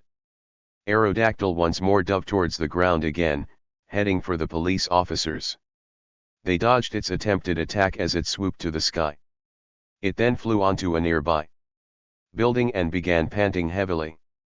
It was beginning to get tired due to its unstable body and amount of hyper beams it was using. Ash decided this was a good time to try to attack it again while it was being still. The group's Pokémon then dove after it while a few other trainers who were nearby released their Pokémon as well. Aerodactyl took to the sky once more and swatted at the Pokémon with its scaly wings. They weren't going to back down though and launched their various attacks at it. Aerodactyl was much slower to dodge this time around, so a few of the attacks were managing to hit it. Ash's Charmeleon then ran to where Aerodactyl was and delivered a perfectly aimed flamethrower at it. The training with moving targets it had as a Charmander were really paying off. Aerodactyl roared in pain once more as the attack hit its midsection. It then gave a death glare at Charmeleon before dive bombing straight for it, completely knocking the other flying Pokémon out of the way in rage despite their attempts to stop it. Get out of the way, Charmeleon! Ash warned, but the stubborn Pokémon held firm. It launched another flamethrower at the prehistoric Pokémon, but it was quick to dodge it. It then collided right into Charmeleon, which knocked it several yards back and onto the ground. It then stood over Charmeleon and prepared a hyper beam to hit it at point-blank range. Charmeleon's eyes widened in terror at what was about to happen. Charmeleon, no! Ash yelled in worry. Help it, Pikachu! Pikachu leaped off of Ash's shoulder and began running to help its friend as fast as it could. Seeing the peril its boyfriend was in, Charla dashed over faster than one could think a Charmeleon could run. It reached Charmeleon before Pikachu and delivered a metal claw to Aerodactyl while its back was turned. The Pokémon screamed in agony before knocking Charla away with its large tail and taking to the sky once again. Use Thunderbolt, Pikachu! Ash yelled to it once it was underneath Aerodactyl. The yellow rodent unleashed its electrical attack. It seared through the air and struck the Aerodactyl head-on. The Pokémon screamed once more from the super effective attack. It then began panting heavily once more as it began to fall through the ground. Everyone watched as the predator continued to spiral through the air until it hit the ground where it didn't move. The rampaging Pokémon had finally stopped. People slowly began to emerge from their hiding spots once the Aerodactyl had fallen silent. Its unstable body must have finally given in to the stress of the attacks before it finally fainted from clear exhaustion. A weak body would normally be unfavorable for a Pokemon, but it worked in everyone's advantage as it seemed to be the only way to finally stop. Is it over? Serena asked timidly. I think so, Ash replied as he breathed a sigh of relief. The group was soon joined by their Pokemon as they stood by their trainers to observe the fallen predator. They hadn't faced an opponent that tough in a while. It wasn't so much that Aerodactyl was the strongest as it was the wildest and most violent thing they had faced. We need to contain the Aerodactyl, Officer Jenny said as she turned to her fellow police officers. She then addressed the few trainers who had helped out in the Aerodactyl fight. Does anyone have a spare Pokeball they are willing to part with? I do, Ash responded as he handed her one. It was supposed to be his Pokemon, but it looks like unforeseen circumstances had changed that. Thank you, young man, Officer Jenny responded to him before going over to the Aerodactyl. Ash followed her over to the Aerodactyl and looked down at it. He felt pity for the Pokemon. He didn't know if it once lived as a Pokemon before or if this was its first time at life. Regardless, it still wouldn't have a chance to fully live out its life because of how dangerous it was. As Officer Jenny prepared to use the Pokeball, they didn't seem to notice Aerodactyl's wing moved slightly beside it. Serena did, however. Ash! She screamed as she shot forward to get to him, alerting him and everyone else surrounding them. The moment's distraction was all Aerodactyl needed to knock the Pokeball out of Officer Jenny's hand with its wing. Officer Jenny screamed in pain as her hand was almost taken off by the powerful swipe. Her hand had 3 deep gashes in them and was bleeding profusely. It then jumped to its feet, and its attention then shifted to Ash as it made a lunge for him with its clawed feet. Ash stood frozen in fear as he saw Aerodactyl reaching out to grab him. He didn't know quite what to do. Even if he would attempt to run away, Aerodactyl would still get him. What's worse is if Ash moved, Aerodactyl's aim would be off, and it would slice him open rather than just grab him. Just before Aerodactyl's claws reached Ash, he felt himself shoved out of the way rather forcefully. As he turned in surprise, he found the force was Serena. He continued to fall backwards until he hit the ground as his eyes widened in terror. Serena had a relieved look on her face for just a split second until Aerodactyl grabbed her in its claws. The whole event seemed to happen in slow motion when in reality, it had been less than 3 seconds. Serena! Ash cried as Aerodactyl gave powerful flap of its wings and attempted to head for the sky again. It hadn't captured Ash, but this was an okay substitute for it. Ash wasn't about to let Aerodactyl get away though. As Aerodactyl flew from the ground, Ash grabbed onto its tail and was brought along for the ride, as well. Aerodactyl gave another screech and turned in anger when it saw Ash was hanging onto its long tail. It arched its body sideways and attempted to snap at Ash with its big jaws. Ash saw the attack coming and swung himself out of the way using Aerodactyl's tail. The prehistoric Pokemon snapped at Ash once again, but Ash was able to dodge that one. Also, he knew he couldn't keep this up forever, though. Aerodactyl then began to fly off Cinnabar Island over the ocean. Cubone! The lonely Pokemon cried in despair when it saw its parents being carried off. Red alert! 2 people have been captured by that Aerodactyl. Do whatever you have to do to bring it down. Officer Jenny yelled into her walkie-talkie despite the intense pain she was in from her bleeding hand. Go Goldeen! Misty yelled as she released the fish Pokemon before addressing Storie and Starmie Pokemon out of their Pokeballs. Chase after that Aerodactyl. Don't let it get away. Her Pokemon nodded and shot after the Aerodactyl as fast as they could swim. The flying Pokemon that were out of their Pokeballs went after them as well. The 2 Charmeleon and Pikachu decided to come along, as well. Serena Scyther carried Charla while Brock's Golbat carried Charmeleon, and Haunter carried Pikachu. The trainers and police officers then gathered around the beach of Cinnabar Island to watch the events take place. Aerodactyl turned and cried out in anger once again when it saw the other Pokémon were still chasing it. It launched another hyper beam at the Pokémon, which created another explosion in the sky. Once the smoke cleared, they were nowhere to be seen. Thinking it had lost them, Aerodactyl flew to a large rock sticking out of the water for a rest. It then glared menacingly at Serena while its mouth watered. Serena stared fearfully back. It looked like her being eaten by a prehistoric Pokémon wasn't that far out of a possibility, after all. Unhand Serena, Aerodactyl! Ash yelled as he let go its tail and ran up to it. That was a bad idea. Aerodactyl immediately kicked Ash with its clawed feet, which knocked him onto the rocky surface. Ash! Serena screamed, but got no response. Aerodactyl then shifted its attention back to Serena. The honey blonde-haired girl couldn't help but feel this was it. She frantically looked towards Ash and saw him lying there, unconscious. Was this really where it all ended? Please, Ash! Wake up! Serena screamed again, but Ash was just as motionless as he was before. Aerodactyl lunged forward to devour Serena. The girl shut her eyes tight and braced herself, but it never came. She heard several yells nearby and cracked her eyes open to see all of the flying Pokémon coming towards them. Charla and Charmeleon both launched a flamethrower from the backs of the Pokémon who were carrying them, while Pikachu let loose a thunderbolt.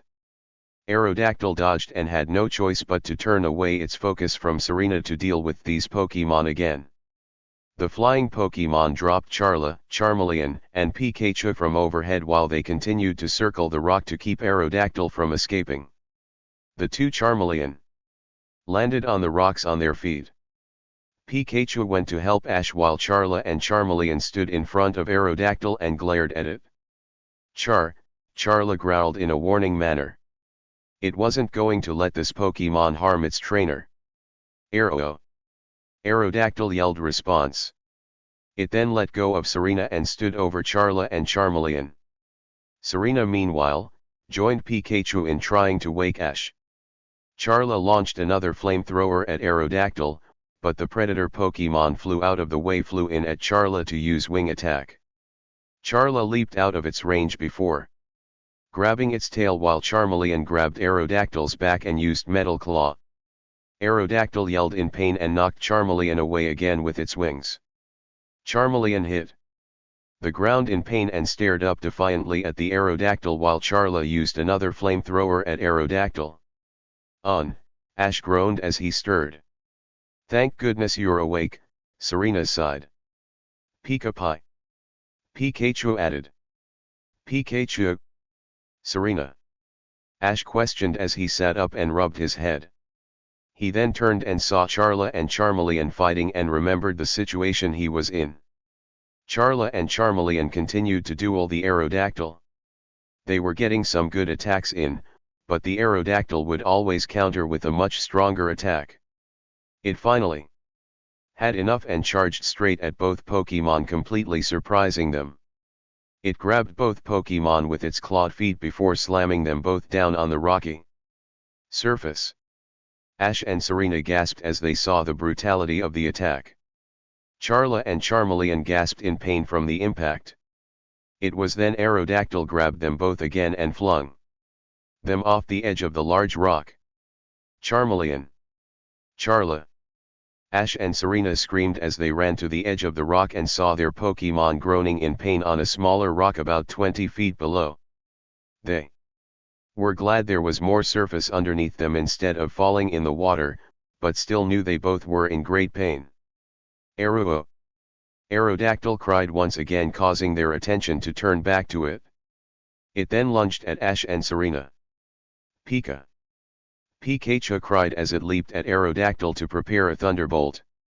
Before it was able to launch the attack, Aerodactyl swiped at it with its large, scaly wings like a fly.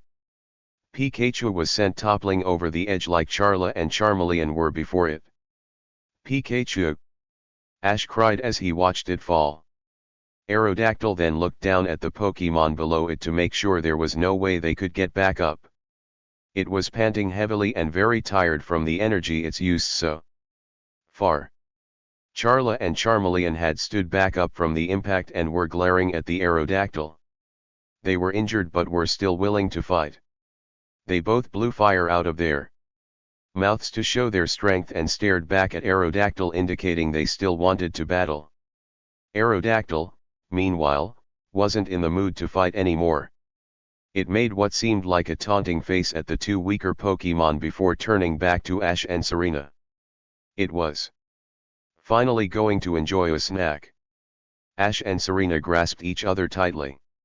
If they were going to die, they were going to die together. The promise they made stood even in the face of death. Charla and Charmeleon, on the other hand, didn't take too kindly to being mocked by the Aerodactyl. Just because Aerodactyl thought it was stronger than them, it thought it could just blow them off like that. The two then saw Aerodactyl had once again turned back to Ash and Serena. They had to save their trainers. They weren't about let that Pokémon harm them.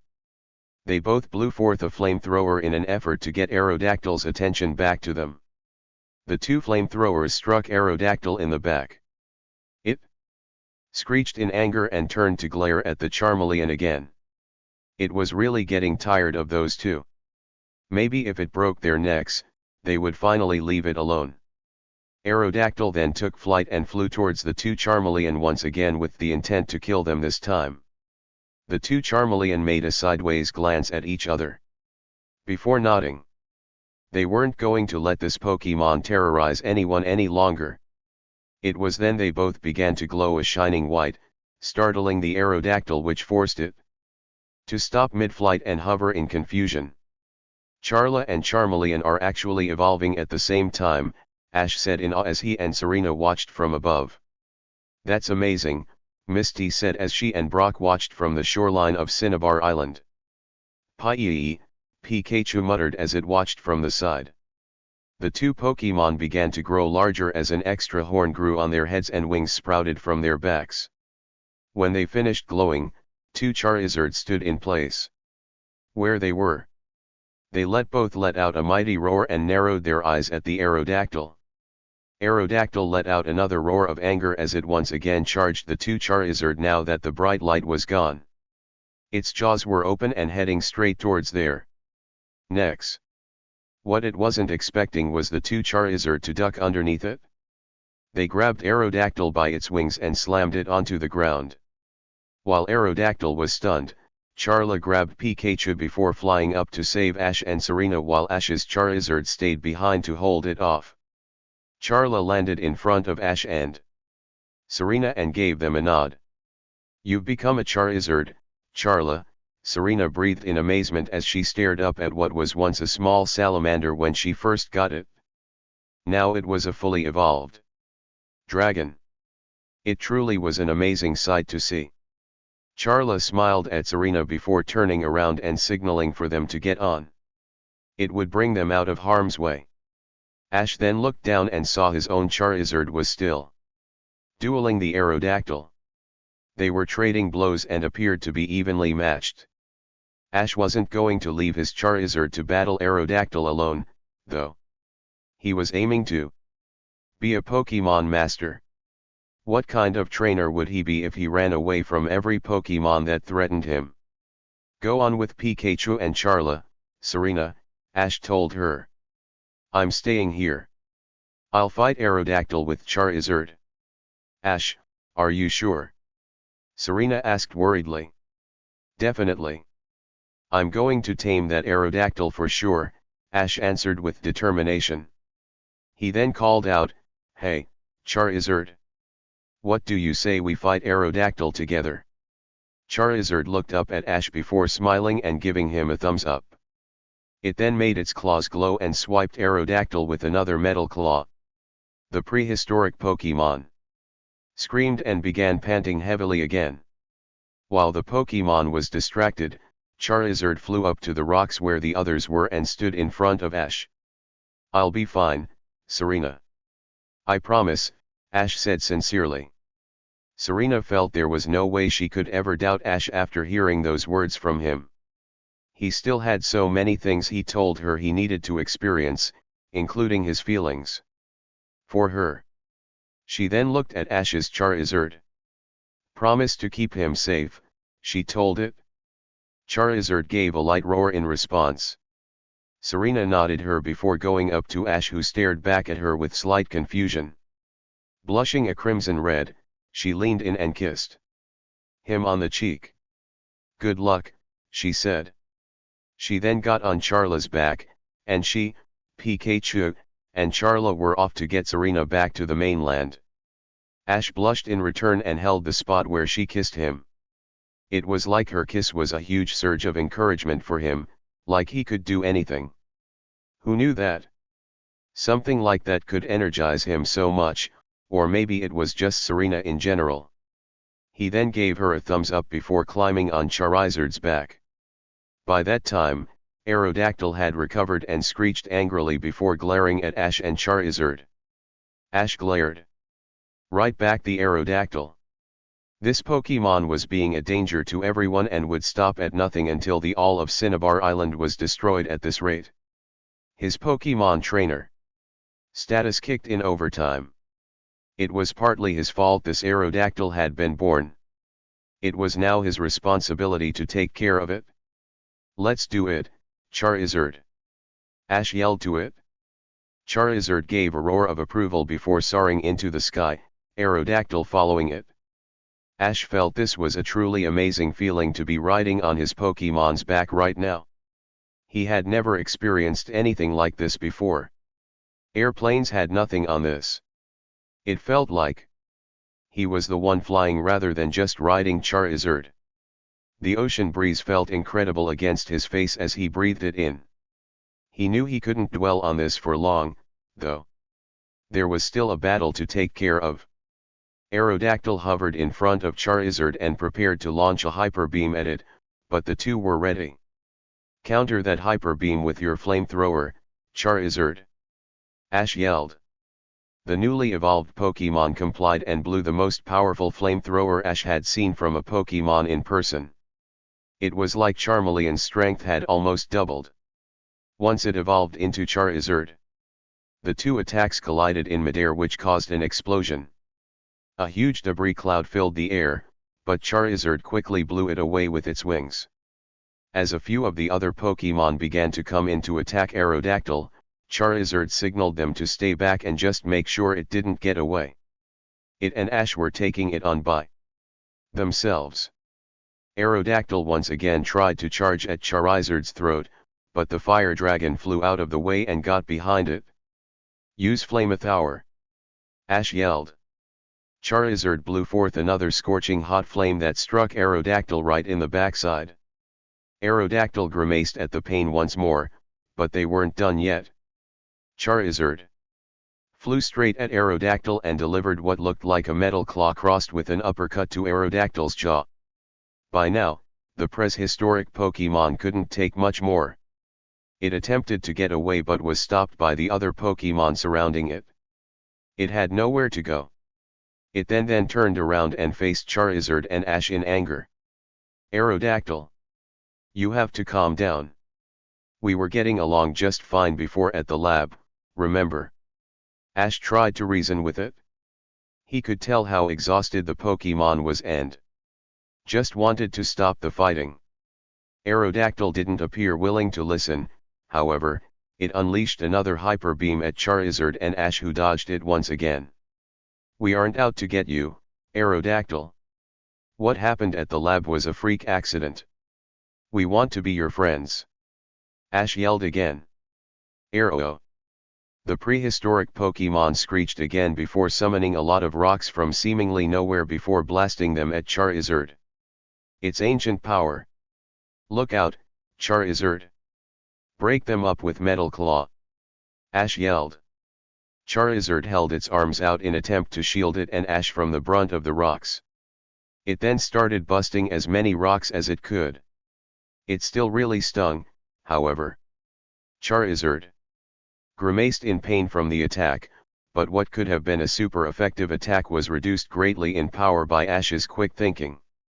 As Ash stared into Aerodactyl's eyes, he didn't see the fiery anger or crazed look anymore. He saw weariness, exhaustion, and pain.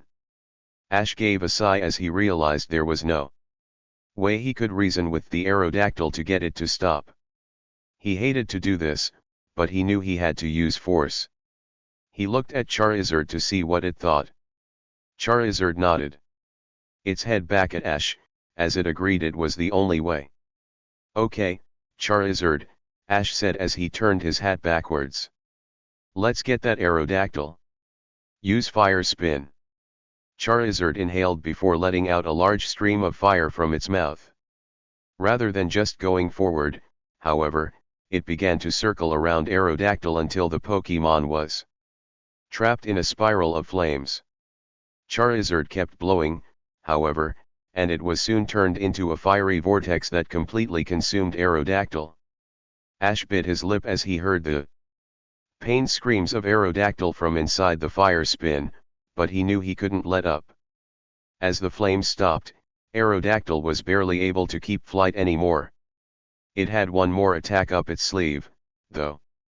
Its eyes seemed to glow for a second before what looked like ice blue flames shooting from its mouth. Ash's eyes widened as he saw the powerful attack coming towards him. He wasn't sure if Charizard's flamethrower would be enough to counter it, but he had to try. Ash was just about to order it use flamethrower, but he noticed a strange look in Charizard's eyes. Its eyes were glowing white just like Aerodactyl's was before it. It then emitted an identical attack to Aerodactyl as the two attacks raced towards each other. "That's incredible, Charizard. You just learned Dragon Rage." Ash cheered. The two attacks soon met and began to fight each other for dominance. They appeared to be equally matched. Ash's eyes burned with determination. He believed in the strength of his Pokémon. It was then Charizard's Dragon Rage began to push Aerodactyl's back ever so slightly. It then started to get faster and faster until it pushed through Aerodactyl's Dragon Rage and made a beeline straight for the predator Pokémon. Aerodactyl let out a surprised gasp as it saw its attack was no match for Charizard's. That was probably in part due to its bad shape right now. Nonetheless, the Dragon Rage struck Aerodactyl right in its midsection, a direct hit. Aerodactyl yelled out again in agony as the attack continued to damage it. The Dragon Rage attack finally ended, and Aerodactyl's eyes drooped. It couldn't take it anymore. It was just too beat up and too tired to go on. It let out a weak cry before beginning to fall towards the ocean in complete exhaustion. It didn't even care if it died from the fall. It just wanted to sleep. Ash wasn't going to just let Aerodactyl fall into the ocean, though. He was going to capture it like he was supposed to in the first place. "Pokeball, go!" he yelled as he threw it at the fallen Aerodactyl. The ball connected and sucked Aerodactyl inside. Charizard swooped down and caught the Pokeball so it wouldn't fall also before handing it back to Ash. The Pokeball continued to shake back and forth in Ash's hands. "Come on," Ash thought. Then to his great relief, the Pokeball dinged, and he let out a sigh. Aerodactyl had finally been defeated and captured. It was over. "Ash. That was a great battle, buddy," Brock exclaimed once Ash returned to shore and got off Charizard. "Pika-Pie." Pikachu cried as it leaped into Ash's arms and gave him a hug, Cubone joining it. "You know, Ash. You were pretty cool up there," Misty said with admiration. "Thanks guys." Ash responded before he spotted Serena standing a little farther back. He gave her a big smile while she returned it. Serena then ran forward and gave Ash what she thought the biggest hug she thought she had ever given him. He really pulled it off and was able to take care of the wild Aerodactyl. That was so amazing. Ash truly was the boy of her dreams. There was no one else she would have rather poured her heart out to than him. Ash hugged her back, and the weird feelings returned once again. Man, he just couldn't control his feelings these days around Serena. Maybe he really did like her the way she liked him. It was just he wasn't sure what it felt like yet. He had to be sure before he said it. Meanwhile, Charla had gone over to Ash's Charizard and blushed with hearts for eyes. Its boyfriend was so strong. Charizard gave a light grunt in response while scratching its cheek in embarrassment. It was a rather comical sight to see two big fire-breathing lizards be affectionate to one another. "Thank you so much for saving our island, Ash," Officer Jenny said as she saluted with her good hand. Her other one was bandaged up at the moment. "We can't thank you enough for getting the Aerodactyl under control. Our police force salutes you." "Eheheh, you're welcome," Ash responded as he rubbed the back of his neck in embarrassment. He had been getting a lot of compliments from the police lately. He then added, "Charizard and Charla deserve some thanks, as well." Charizard gave light roar in approval and shot a flamethrower into the air. Charla smiled at Charizard, showing its strength to everyone. "Officer Jenny!" Brock cried as he ran forward. "You look hurt right now. Please allow me make you feel better." "Excuse me?" Officer Jenny asked in confusion, before something unexpected happened. Brock was jabbed in the stomach by Kabuto.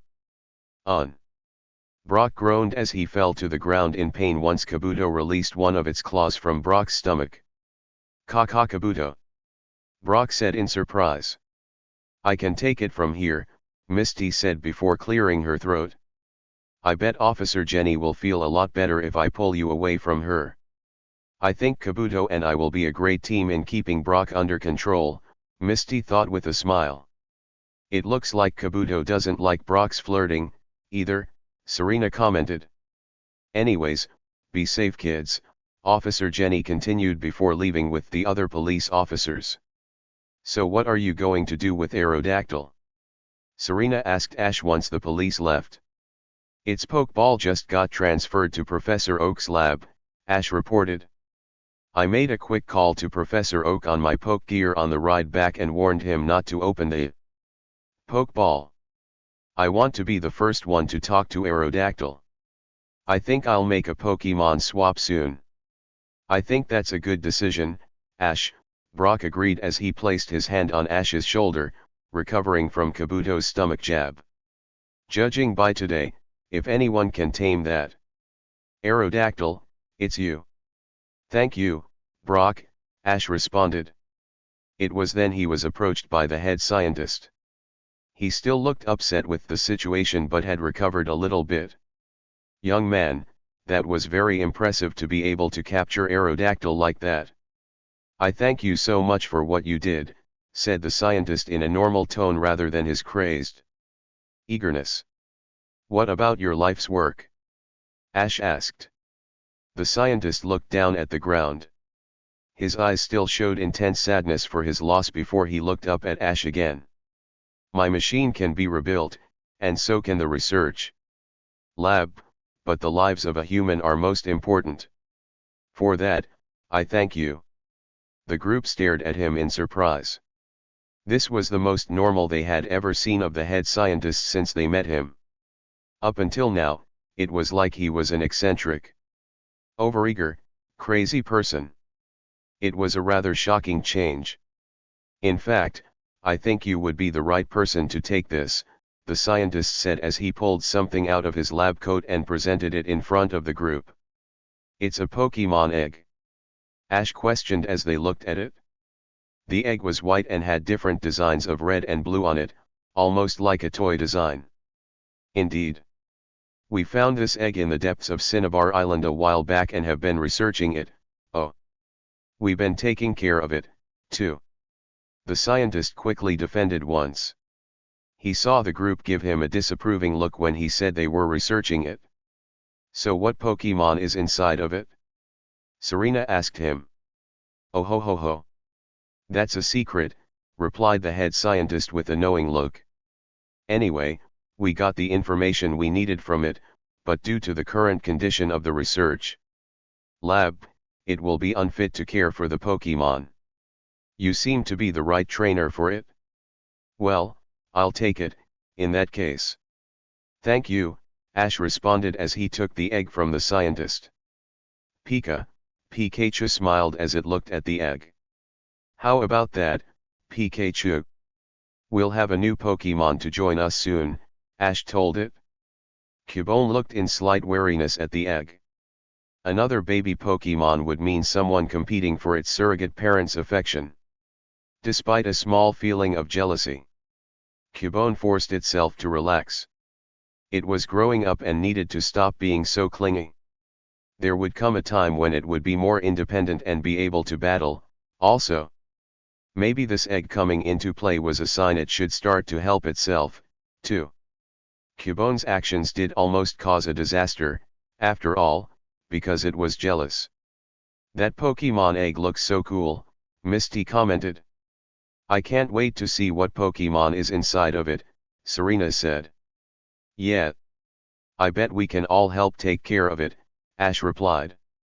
Ash, that was really awesome. I saw the whole thing, a voice said behind them. The group spun around and saw the strange man in sunglasses from the Big Riddle Inn, standing there with his arms folded. Oh, thank you, sir, Ash said in slight surprise. In fact, I believe that you are the sort of person Blaine looks for in battling an opponent, the man continued. Accomplishing a feat like saving the island and stopping a supposed extinct Pokemon more than qualifies you for a gym match. Really? Ash exclaimed.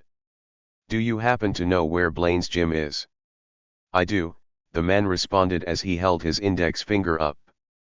It's in a place where firefighters will never win. The group fell over in disbelief after that statement.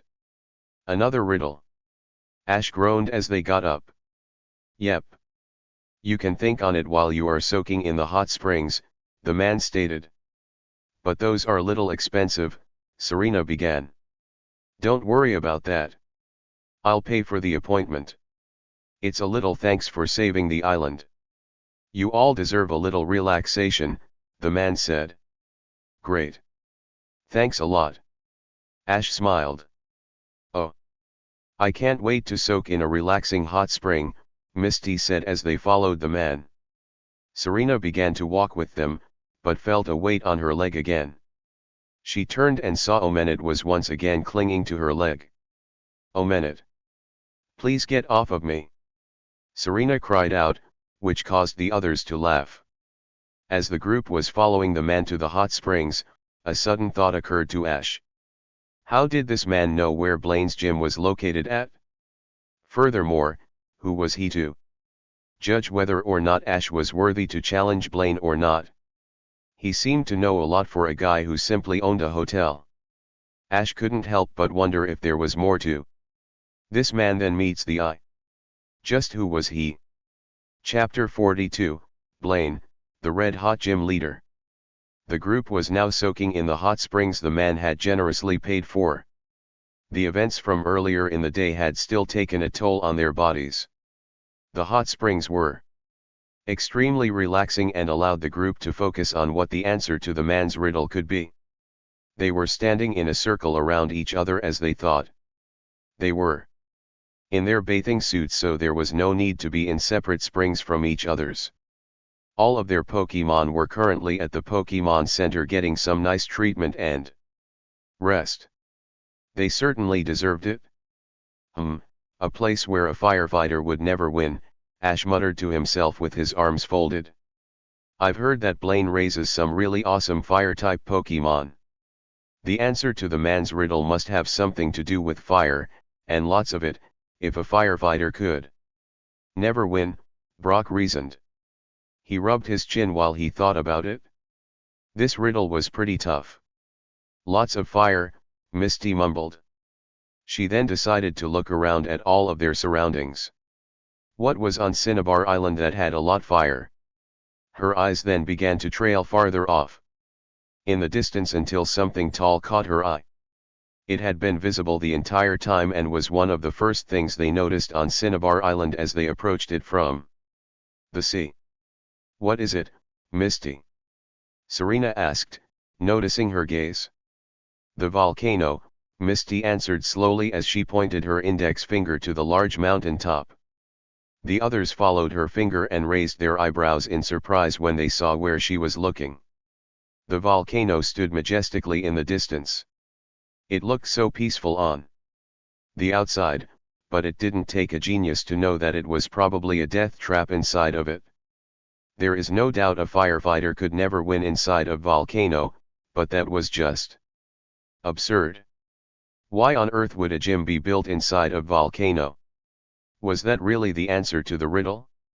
It was inside of the volcano? I dunno, Misty, Ash replied in an uneasy tone. It makes perfect sense as an answer, but the thought of battling inside of a volcano seems really dangerous. Now that I think of it, that may be why the gym is inside of a volcano, Brock spoke up. Blaine would want his gym to be hard to find if he only accepts certain challengers. The volcano would be the perfect place to hide it because no one would think to look there. How are even supposed to get inside the volcano? Ash asked.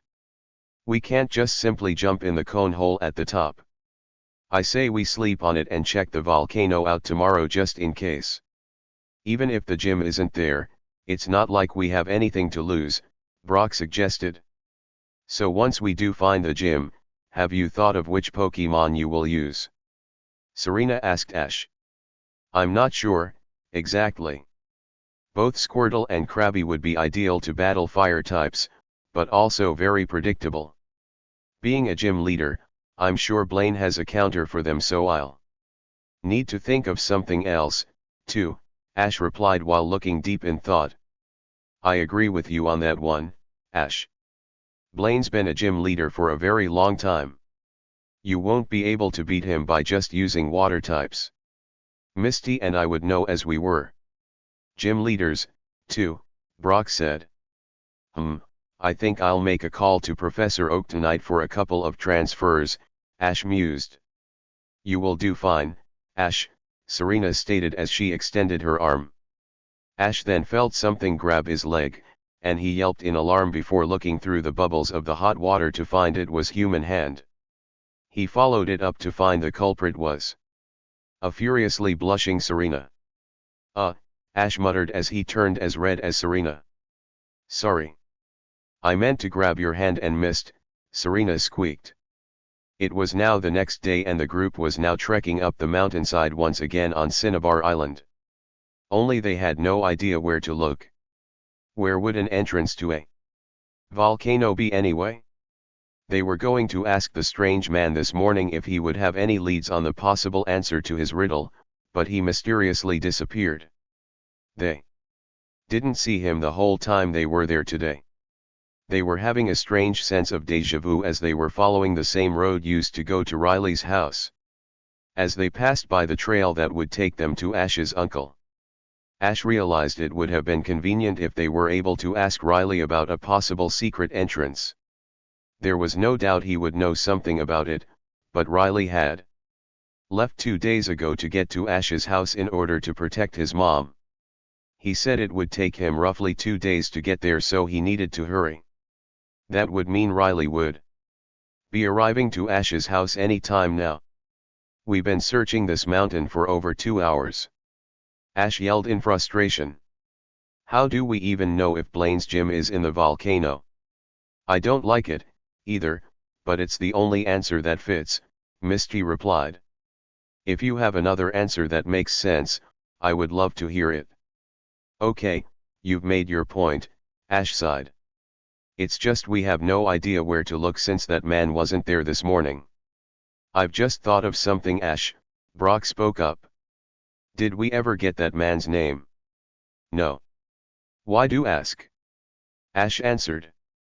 I just think it's rather strange how he knows so much about things that wouldn't concern a normal innkeeper, Brock said.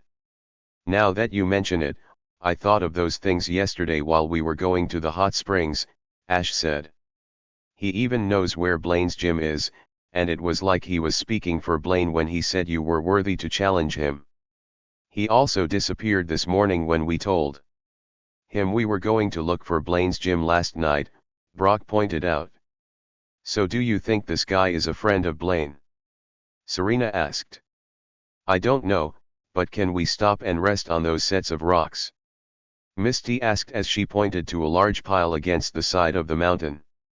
Sounds good, Serena agreed. My feet are killing me. The group then made their way over to the pile of rocks and sat down.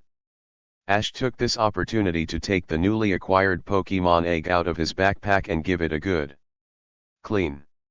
He then took a piece of soft cloth from his backpack along with the egg, and began to shine it. Hee. It's a Pokemon egg, Ash, not a priceless artifact, Misty giggled. That doesn't matter. I want to make sure this egg is in tip-top condition when it hatches, Ash responded as he rubbed it back and forth. As Serena watched Ash shine the Pokemon egg, she thought it was very admirable how much he wanted to take care of it. He had taken a lot of unnecessary things out of his backpack in order to make room for the egg so it could fit snugly. He also always made sure there was a nice soft padding in his backpack to make sure it was always cushioned. She believed that Ash would take great care of the Pokemon no matter what it turned out to be. She blushed as it also was a showing point he would make a good husband and father someday. She and Ash together being together. Pikachu, Pikachu said as it climbed on Ash's lap and held out a cloth, also. Oh, you want to help, too, Pikachu? Ash asked with smile. Pika. The yellow rodent responded as it began to scrub it. Not so rough. Do it like this, Ash said gently as she showed Pikachu the proper way. As Cubone watched the two, it felt as though it was going to be a big brother soon itself. This could probably be the first step in helping it grow up. Rather than act selfish and want its parents to itself, it could try to help take care of the baby Pokemon, too, starting with its egg. It was just about go to help when Brock spoke up. Hey guys. What do you suppose this is? He asked as he pointed to a space in between a couple of rocks. What's up, Brock? Ash asked as he looked up from the egg to see where he was pointing. One of these rocks really looks unnatural compared to the others, Brock said as he began to lift up the various rocks around the space to get a better look. What do you mean by unnatural? Serena asked as she and the others went to look. It's almost like it is fake. You know, it just doesn't match with the rest of the rocks, Brock said as he stared at it. Ash mused as he felt around it before giving his conclusion. This definitely doesn't feel like a normal rock. He then picked up the rock and was surprised to find what looked like a button on the bottom of the rock. Okay, these sets of rocks were clearly here to disguise this abnormal rock. The best way to hide a suspicious rock was to use a pile of rocks. What was the purpose of this button, though? Letting his curiosity get the better of him, Ash pushed the button on the rock and waited to see if something would happen. Are you sure you should just go around pressing every button you see? Misty asked with a hint of worry in her voice. It should be fine.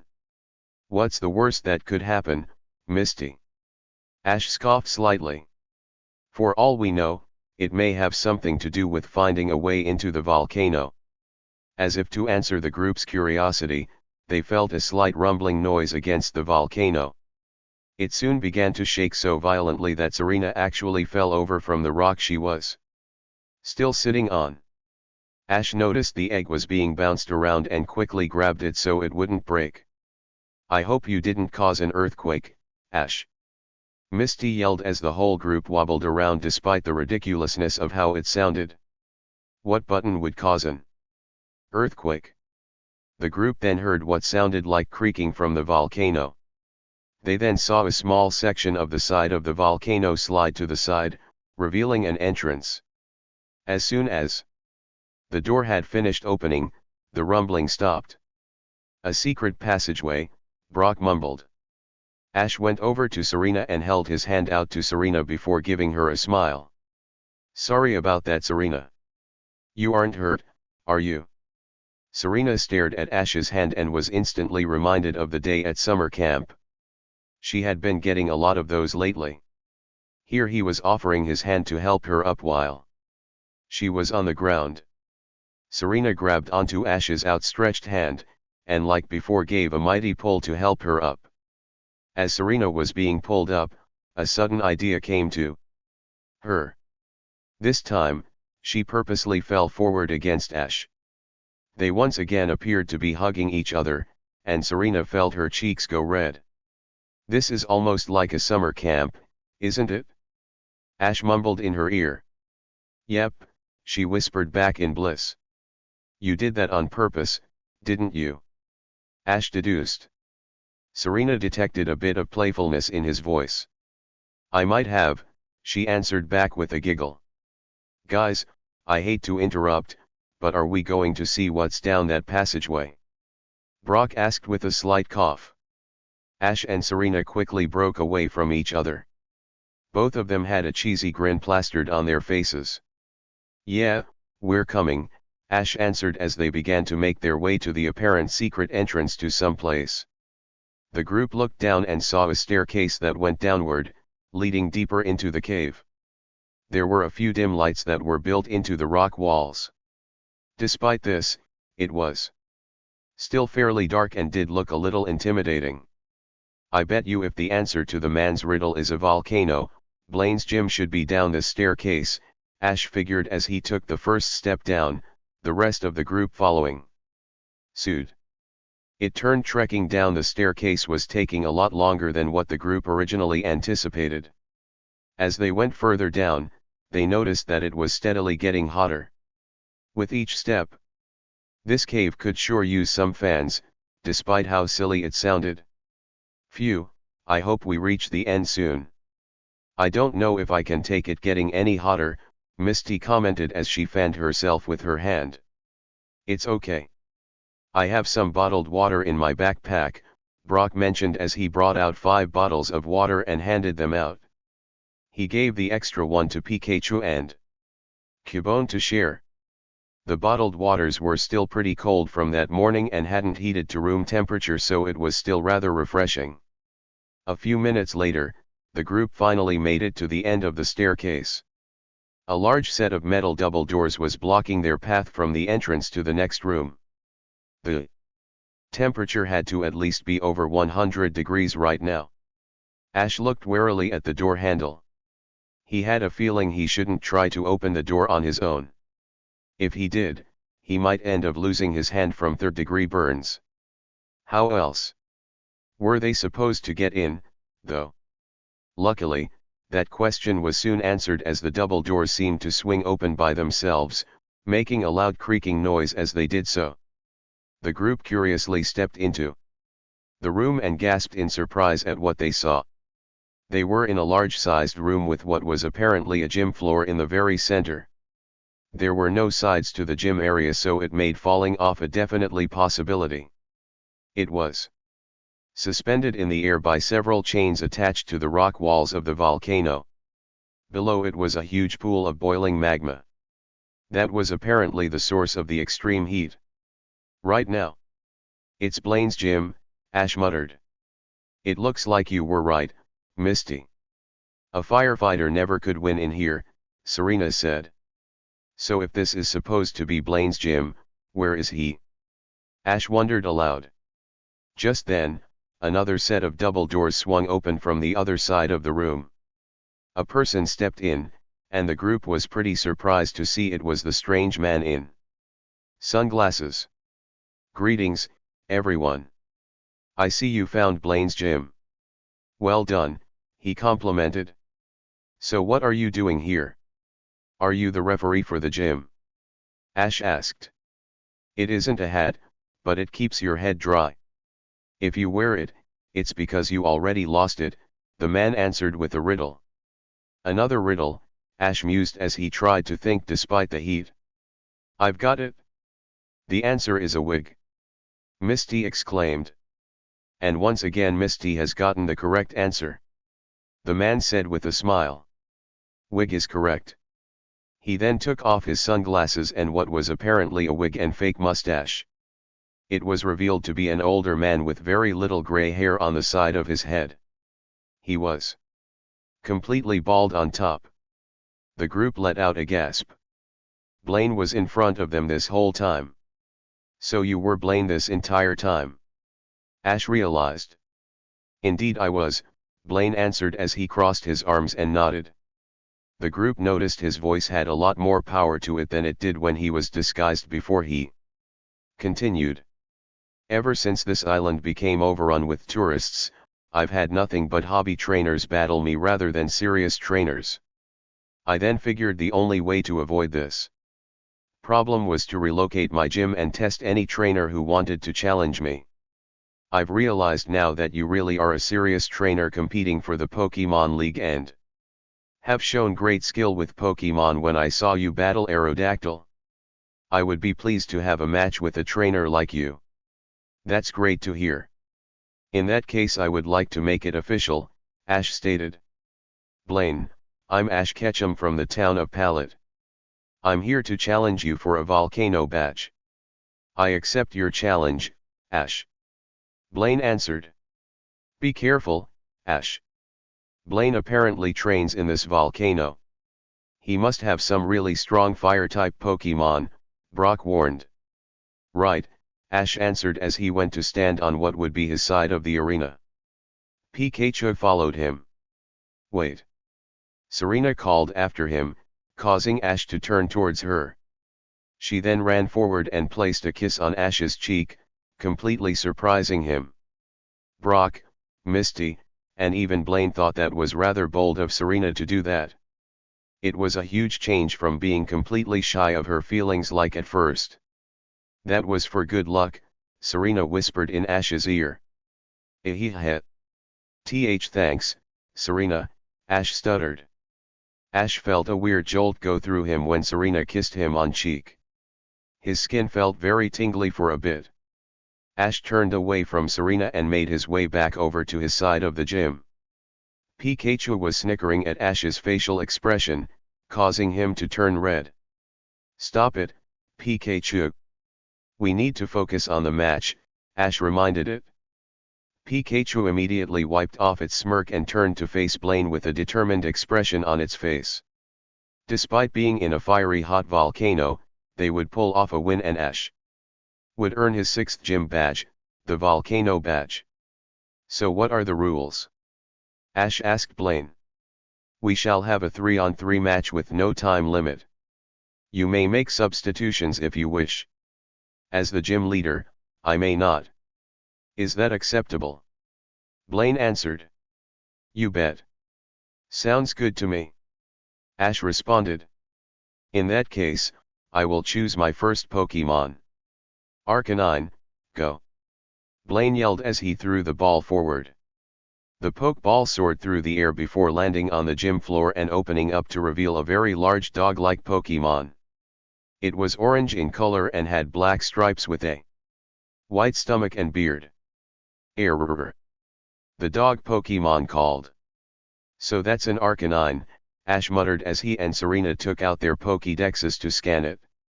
Arcanine, the legendary Pokemon and the evolved form of Growlithe. They are known for their majesty and high speed. The fire that blazes wildly in this Pokemon is the source of its power, said the Pokédexes. Be careful, Ash. Arcanine are very strong physically. You might want to choose your first Pokemon carefully. Brock advised. Ash thought carefully about which Pokemon he had with him at the moment. He called Professor Oak last night and made a few swaps. He now had Pikachu, Squirtle, Hitmonchan, Charizard, Tauros, and Haunter. The most obvious choice would be to select Squirtle first because of the type advantage, but Blaine was expecting it, and Ash wasn't going to be that predictable. Not to mention, he didn't think Squirtle had the massive strength to take on Arcanine. He still remembered his battle with Gary against his Growlithe. It had been a really close match, and Squirtle had definitely become stronger since then.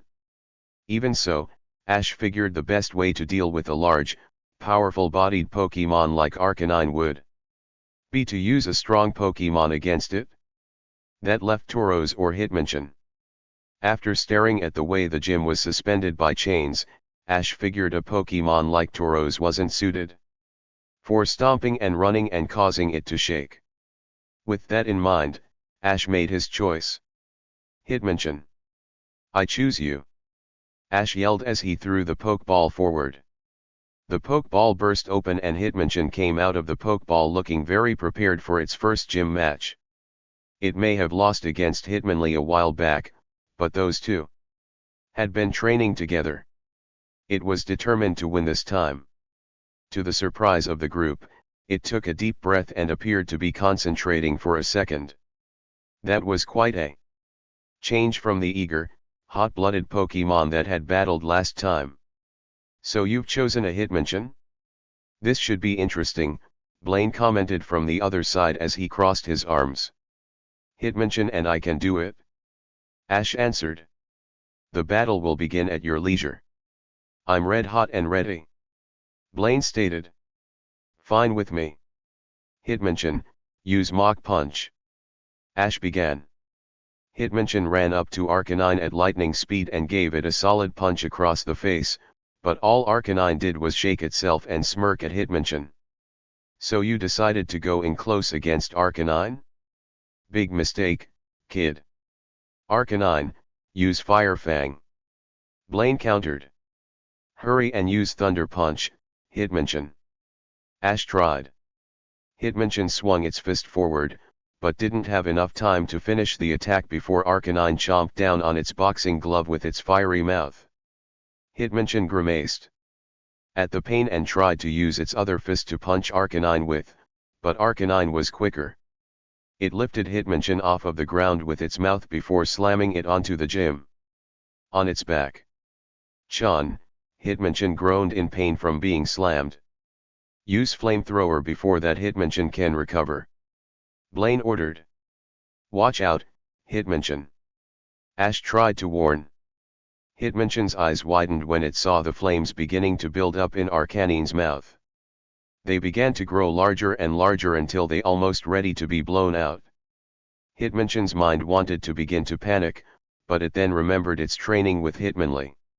What would that Pokemon do in this situation? It always seemed to keep a calm and cool head during battle, which is why Hitmonchan hasn't been able to beat it yet. If Hitmonchan was going to win this, it needed to remain calm. It took a deep breath and tried to sense Arcanine's movements of when the flames would shoot forth. It could hear Ash calling for it to move, but it wasn't time yet.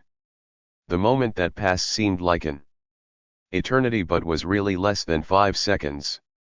Hitmonchan then felt the heat from the flames and made its move. It quickly rolled out of the way and the flames just missed it, spraying the gym floor.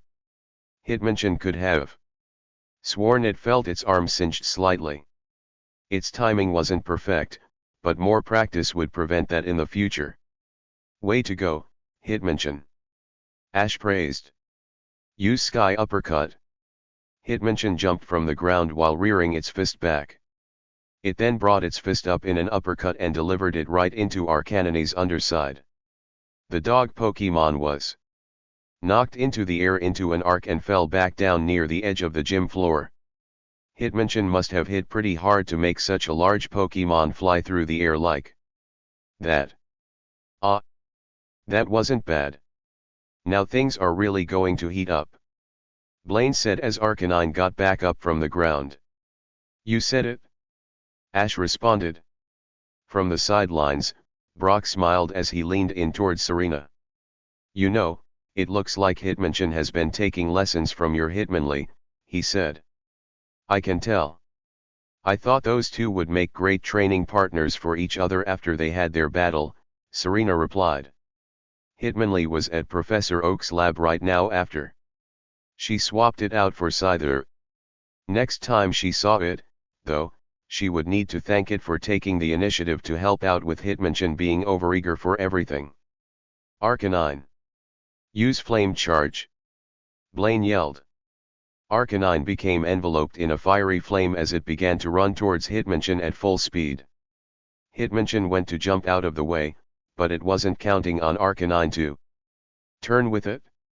Its arm was singed once again from the attack again, even though it managed to avoid it for the most part. Hitmonchan then felt its left arm be hit by an intense burning pain. It fell to its knees and grimaced. "It looks like your Hitmonchan's arm has been burned by continuous exposure to Arcanine's flames," Blaine smirked. "Hitmonchan, are you still up for battle?" Ash called. "Chen," Hitmonchan replied with a nod at Ash before grimacing once more as pain shot through its left arm. "Great. Use Comet Punch," Ash yelled. Hitmonchan ran forward and began to deliver a series of punches to Arcanine at quick speed. It was moving its fists at such a quick speed that Arcanine was unable to get to retaliate. It wasn't nicknamed the Punchy Pokemon for nothing. "Arc! Arc!" Arcanine cried as it was bombarded by the series of weaker, yet extremely fast punches. "Finish that barrage with Mega Punch, Hitmonchan!" Ash hollered. Hitmonchan reared its fist back to deliver its most powerful punch yet to the stunned Arcanine, but it was at that moment that pain shot through its arm once more due to its burn. It grimaced at the pain and had to halt its attack. That hesitation was all Arcanine needed to recover, and Blaine took that chance. "Use Flare Blitz, Arcanine," Blaine called. Arcanine became enveloped in a very large flame, even larger than when it used Flame Charge. It gave a mighty roar and crashed right into Hitmonchan, sending the Punchy Pokemon flying backwards a good distance. The group gave a gasp of horror as they saw Hitmonchan topple over the other side of the gym floor. Since there were no sides, it was heading straight for the lava. Ash immediately went to retrieve his Pokeball to return Hitmonchan. He pressed the button to make the red beam shoot out, but it missed. "Hitmonchan!" Ash cried. He then knelt down and frantically looked around for any sign of the fighting Pokemon. He didn't see it anywhere. That meant that it couldn't have fallen into the lava because he would still see it falling. That meant that it was still around. Ash and Pikachu hurriedly ran to another part of the gym where Hitmonchan had gone over the edge. He then saw Hitmonchan dangling over the edge of the gym floor. It had managed to grab on before it could fall in. Ash was relieved Hitmonchan hadn't fallen completely but still knew the danger it was in. Arcanine went over to where Hitmonchan was hanging on and stood over it. "And this with Flamethrower now that Hitmonchan can't go anywhere, Arcanine," Blaine told it. Ash knew he had to think of something quick.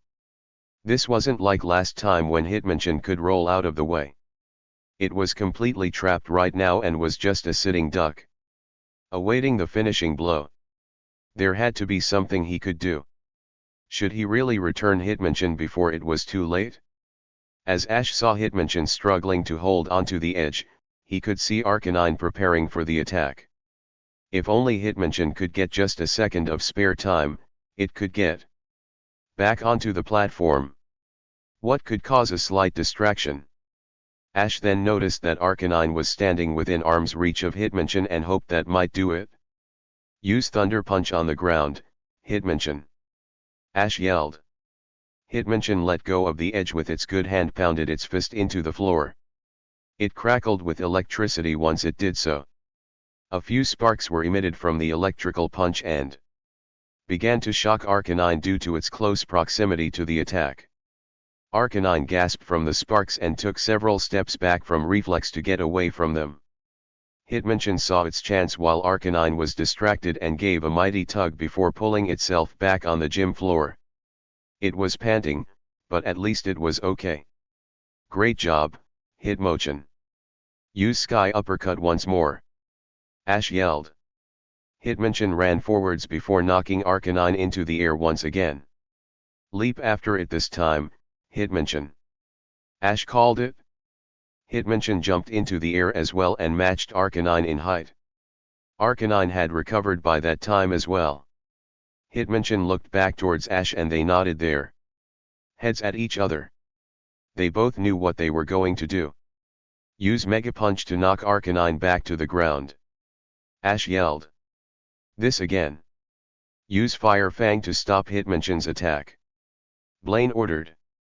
Hitmonchan brought its fist forward to hit Arcanine, but Arcanine once more bit down on Hitmonchan's glove. Hitmonchan winced at the bite, but then reared back the fist it was really going to hit Arcanine with.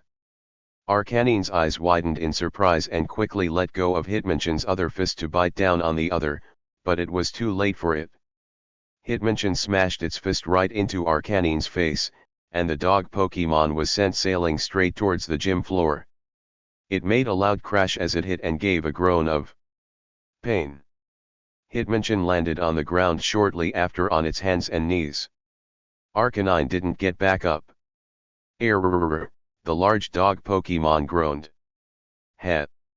Arcanine isn't able to battle anymore. You were able to beat it?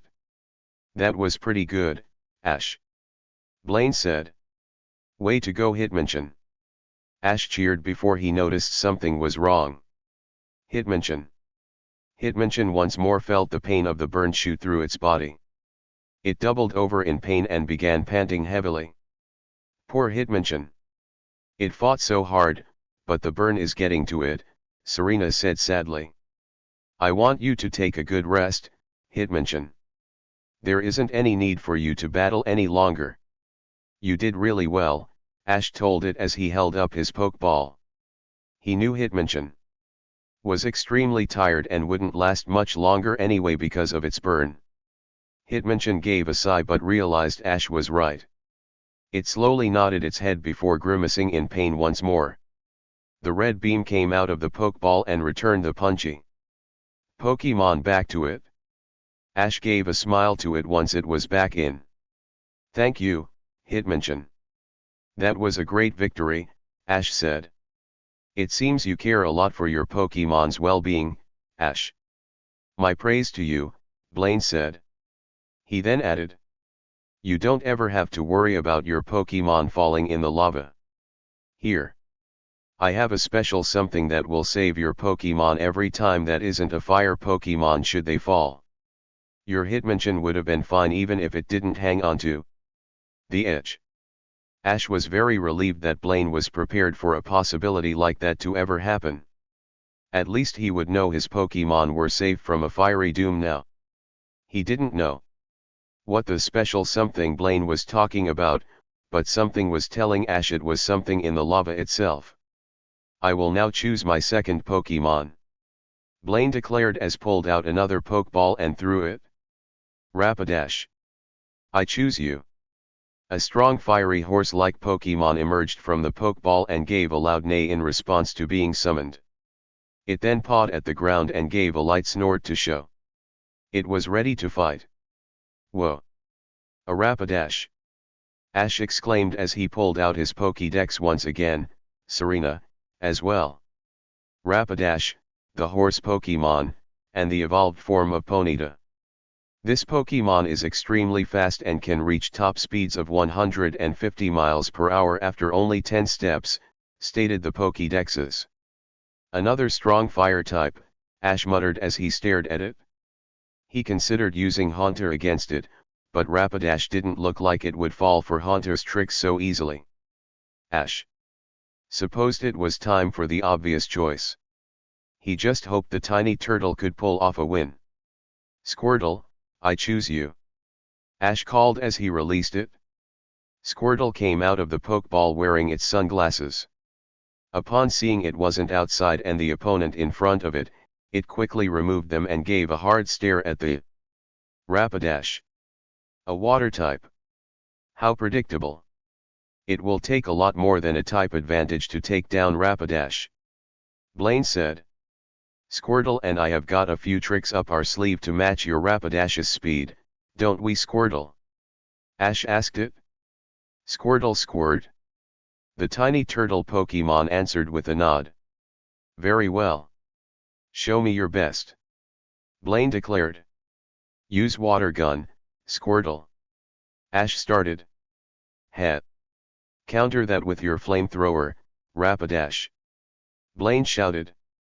The two attacks came out of their respective Pokémon's mouth as fire and water made contact. Ash was expecting the water gun to easily overpower the flames from Rapidash, but was in for a big surprise as the flames pushed through Squirtle's stream of water. The flames roared forward towards Squirtle as it had to halt its water gun. "Quick! Withdraw, Squirtle!" Ash yelled. Squirtle quickly hid in its shell as the flames engulfed it. Once they were finished, Squirtle's shell appeared a little on the blackened side, but it emerged looking relatively okay. "Blaine's fire-type Pokemon must be really strong," Misty said. "Rapidash was even able to overpower Squirtle's water gun," Misty said. "Use takedown, Rapidash," Blaine ordered. The Fire Horse Pokemon began to charge forward straight at Squirtle. The tiny turtle Pokemon got a nervous look on its face as it saw Rapidash's long legs and diamond heart hooves coming closer to it. The Pokemon could easily trample it to death with its power. It would be too slow to dodge due to Rapidash's speed. "Use Rapid Spin to get out of the way, Squirtle," Ash yelled. The light bulb went off in Squirtle's head at that moment. Rapid Spin was the key to it being quick on the battlefield. It was too slow on foot, but Rapid Spin would help rectify that. It then got inside its shell once more and began twirling very fast. It soon shot to the side out of the way of the incoming takedown. "Impressive," Blaine commented once he saw that. "Turn it into a spinning tackle, Squirtle," Ash commanded next. Squirtle soon began flying through the air from its spinning tackle. Rapidash stopped running and turned to look in confusion at the spinning turtle shell. "Use Flamethrower, Rapidash," Blaine told it.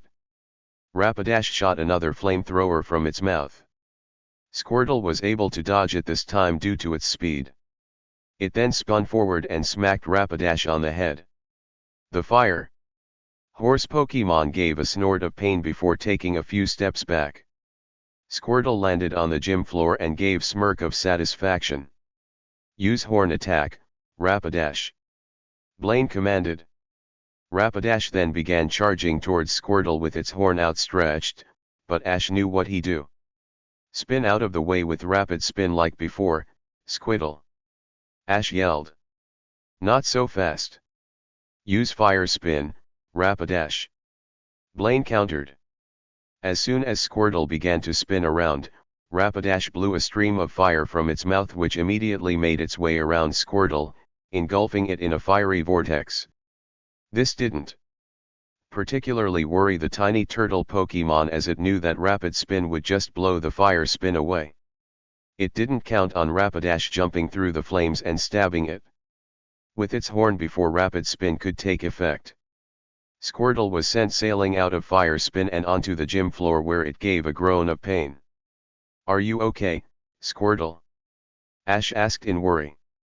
"Squirtle squirt," Squirtle moaned as it pushed itself off the ground.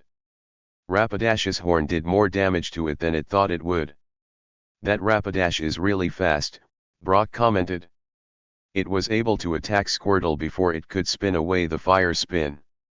That attack slowed Squirtle down just enough to where it couldn't get away. "It's going to be hard beat a strategy like that," Misty added.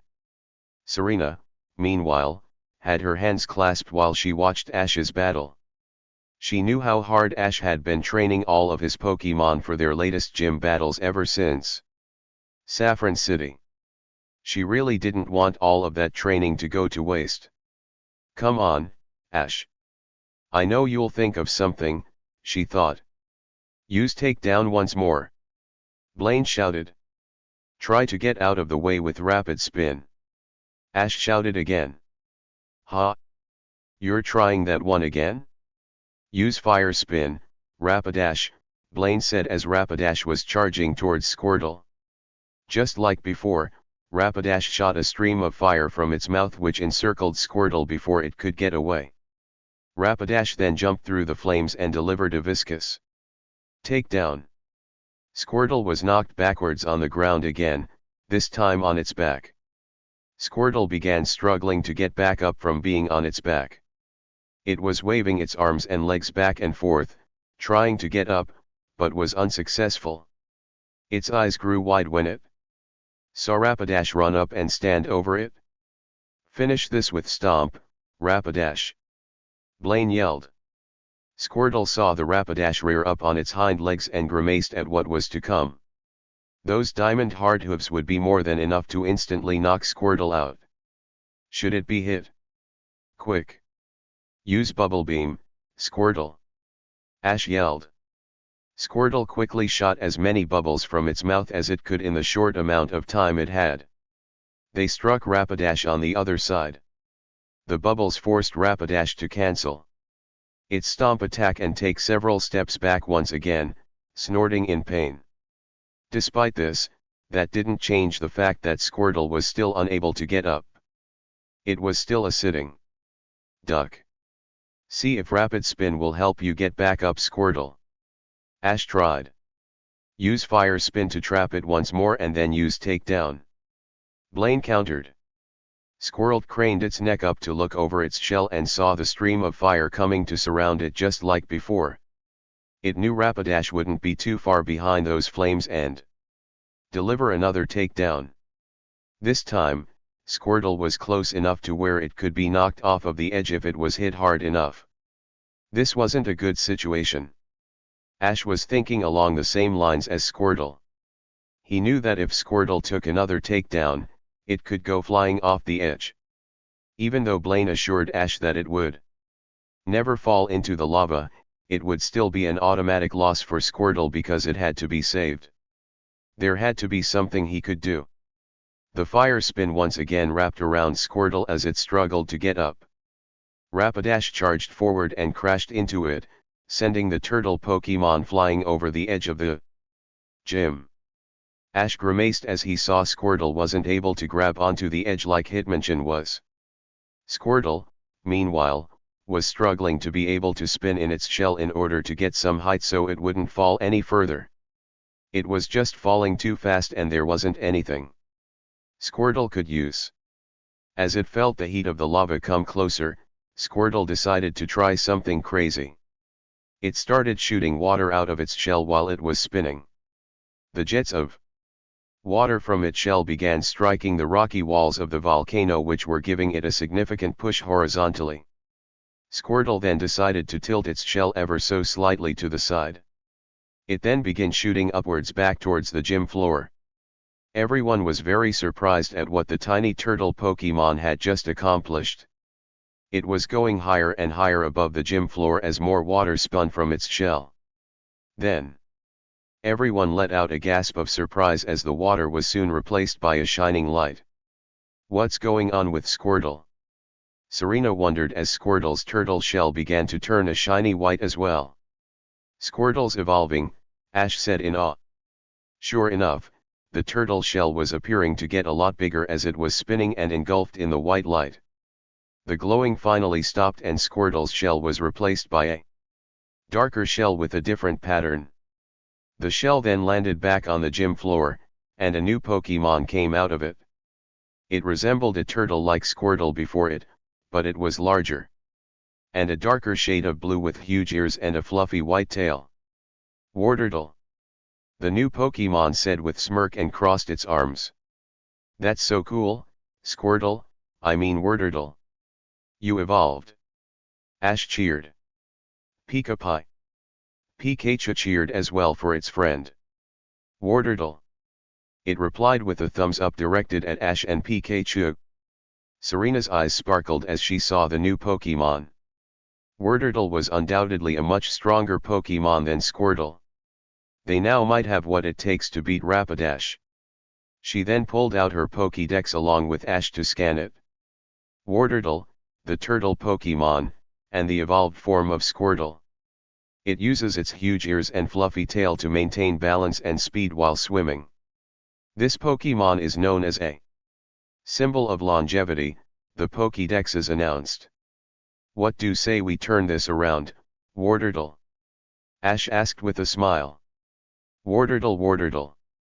The turtle Pokémon agreed. Heh. Your Pokémon evolving only gave you a slight advantage. It still isn't enough to beat Rapidash, Blaine informed them as he crossed his arms. Let's try to prove you wrong, then. Ash fired back. Use water gun, Wartortle. Counter it with flamethrower, Blaine said. The attacks of fire and water once again met in the middle and tried to overpower the other. This time, however, it appeared Wartortle's water gun was overpowering Rapidash's flamethrower. It soon pushed past the fire, creating a lot stream. Rapidash's eyes widened as it saw the much stronger jet of water flying towards it. It was struck dead on and pushed back along the gym floor before skidding to a halt. It shook it and began snorting in tiredness. That attack had done a lot of damage. Great. Follow that up with Skull Bash. Ash ordered next. Wartortle got a running start before leaping into the air and soaring towards the Rapidash with its head facing forward to collide with it. The faster turtle Pokemon then crashed right to Rapidash with its head, and the horse Pokemon was sent flying backwards once again. Let's try to trap Wartortle again by using Fire Spin, Blaine yelled. The huge ring of fire once more came out of Rapidash's mouth and surrounded Wartortle, but it knew what to do this time. It would use the same strategy it used to get back onto the platform. It began to spin around very quickly while shooting water out of its shell once again. This extinguished the flames of the vortex on all ends until there was nothing but steam left. Rapidash once again charging towards Wartortle for another takedown, but had to halt in its tracks once it saw the fire spin was gone. It think Wartortle was able to learn Hydro Pump while it was falling, Brock realized. That was two good things to happen to it. That's great, Wartortle. Ash smiled. Use Hydro Pump. Wartortle then began shooting across the gym arena as a spinning projectile of water. Rapidash saw the incoming attack and tried to run away, but Wartortle actually managed to overtake the fast Pokemon due to the boost in speed the water was providing. Wartortle then smashed into Rapidash, continuing to shoot jets of water from its shell at the fire horse. Rapidash was yelling in pain and reared up on its hind legs. It was then Wartortle made the mistake of getting underneath Rapidash because it had a hard time seeing where it was going because it was spinning so fast, and the water blocked its eyesight a little. As soon as Rapidash saw Wartortle get underneath its hind legs, it smashed its hooves down as hard as it could on the Wartortle's shell. Wartortle immediately quit attacking and let out a gasp of pain before collapsing onto the gym floor in a heap. Those hooves really hurt. Unable to take any more pain, as well, Rapidash fell to the gym floor on its side. Wartortle, can you stand? Ash asked in worry. Yaar, Wartortle moaned. It had taken too many attacks as a Squirtle, but that stomp from Rapidash had really done it in. Rapidash didn't get up, either.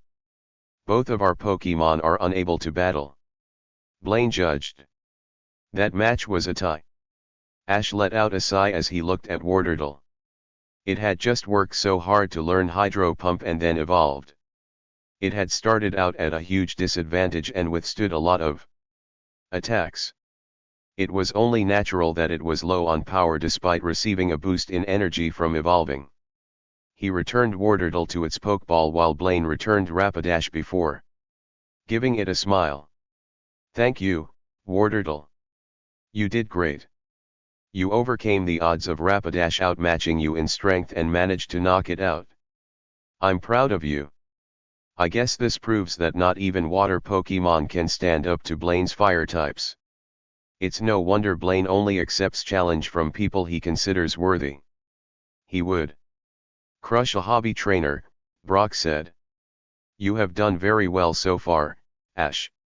You have knocked out 2 of my Pokemon. I can see now that you are very serious with your career as a Pokemon trainer and very worthy. But I still have 1 Pokemon left, and it will be the hardest to defeat yet, Blaine declared. It was then the group noticed the magma pool below them began to swish around more violently than usual. It began to create waves as more and more bubbles arose from it. In fact, this Pokemon is too hot to handle. Blaine smirked. Ugh. It's getting too hot to solve riddles. Ash groaned as he held his head in frustration. I choose Magmar, Blaine announced as he spread his arms out. The lava pool then shot out a stream of fire that seemed to fall onto the gym floor. Once the fire cleared, a Pokemon that looked to be on fire itself appeared. Its whole body matched that of a raging inferno. It was red, orange, and yellow in color with sharp claws on its hands and feet and a duck-like bill for a mouth. Magmar? Ash questioned as he and Serena scanned it. Magmar, the Spitfire Pokemon. With a body temperature of close to 2200 degrees, it is always burning with orange flames, said the Pokédexes. The Magmar took a step forward. Once it did so, the floor around it even seemed to heat up substantially as it turned red. It seemed that everywhere this Pokemon went was turned to fire. It shouldn't have been that surprising, this Pokemon did just emerge from a pit of lava in a volcano, after all. Ash briefly wondered if Magmar was the something Blaine was talking about that would save his Pokemon should they have come too close to the lava, but pushed that aside for now. He needed to figure out which Pokemon could battle Magmar. Ash knew he needed to choose his Pokemon carefully. He only had one Pokemon left and couldn't tie with Blaine again like he did with Hitmonchan and Wordurtle. He wasn't sure if Haunter or Tauros, or Pikachu would be enough to take out the fire Pokemon. In order to face a Pokemon this hot, he would have to use a hot Pokemon himself. He then looked at Pikachu to see what it thought. The rodent gave a nod that is okay for Ash to pass it up on this gym match. It was with that thought Ash made his decision. I'm going to fight fire with fire, as they say. Ash declared. Charizard, I choose you. The fire-breathing dragon emerged from Ash's Pokeball and let out a roar before flying over to the gym floor to stand in front of Magmar. It then tilted its head at Magmar as if appraising how worthy of an opponent it would be. Magmar stared back at Charizard as they locked gazes. Magmar, the Pokemon uttered. Upon hearing that, Charizard nodded its head and got into a battle stance. It then turned around and nodded at Ash to signify it was ready to battle. Chew. Pikachu questioned the odd behavior. Hey, what was up with Charizard acting like that? Ash wondered. It almost looked like Charizard didn't want to battle at first, Serena added. I think I understand, Brock said as he crossed his arms and appeared in thought. Now that Charizard is a fully evolved Pokemon, it naturally thinks higher of itself than it once did. It no longer wants to battle any Pokemon. It only wants to fight Pokemon that it considers a worthy opponent. Really? Ash asked in surprise as he looked back at Charizard. You mean to say if Charizard didn't think Magmar was a worthy opponent, it wouldn't have battled? I hate to say it, but that is a possibility, Brock confirmed. I would be careful about using your Charizard against everyone from now on, Ash. If you choose wrong, Charizard may not battle, which is considered an automatic loss for the trainer.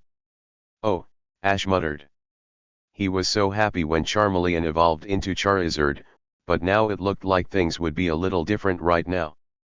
There was no doubt Charizard still held love and respect for Ash, as it allowed Ash to ride it and fight with it during the battle with Aerodactyl.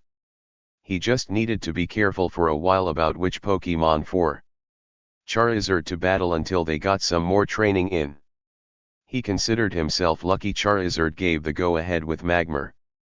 Deciding to push those thoughts away for the moment, Ash got a determined look on his face. You ready to win that 6th badge, Charizard? Let's have a great battle. Charizard gave a roar of approval before turning back to Magmar. Heh heh. I look forward to see how you have raised your own fire-type Pokemon. Blaine said. This will be quite the heated battle. One of Serena's Pokeballs shook, and to no one's surprise by now, Charla popped out of its Pokeball. It gave a roar and smiled at Charizard. Charizard gave a roar of happiness in return and blushed. It was going to show its girlfriend how strong it had become now that it was fully evolved. Charizard was super pumped. This would be its first real match as a Charizard. It couldn't wait to really test out its strength against a fellow fire type. Let's begin. Magmar, use Fire Punch. Blaine started off. Use your Fire Punch, as well, Charizard. Ash shouted back. Both Pokemon wound up their arms before their fists became enveloped in fire. They then charged forward and swung at each other. Each of their fists made contact with the other one, causing an eruption of flames to break out between them, shielding the two Pokemon from their trainer's view. Once the flames died down, they could see Charizard and Magmar grappling with each other, trying to get an edge over the other.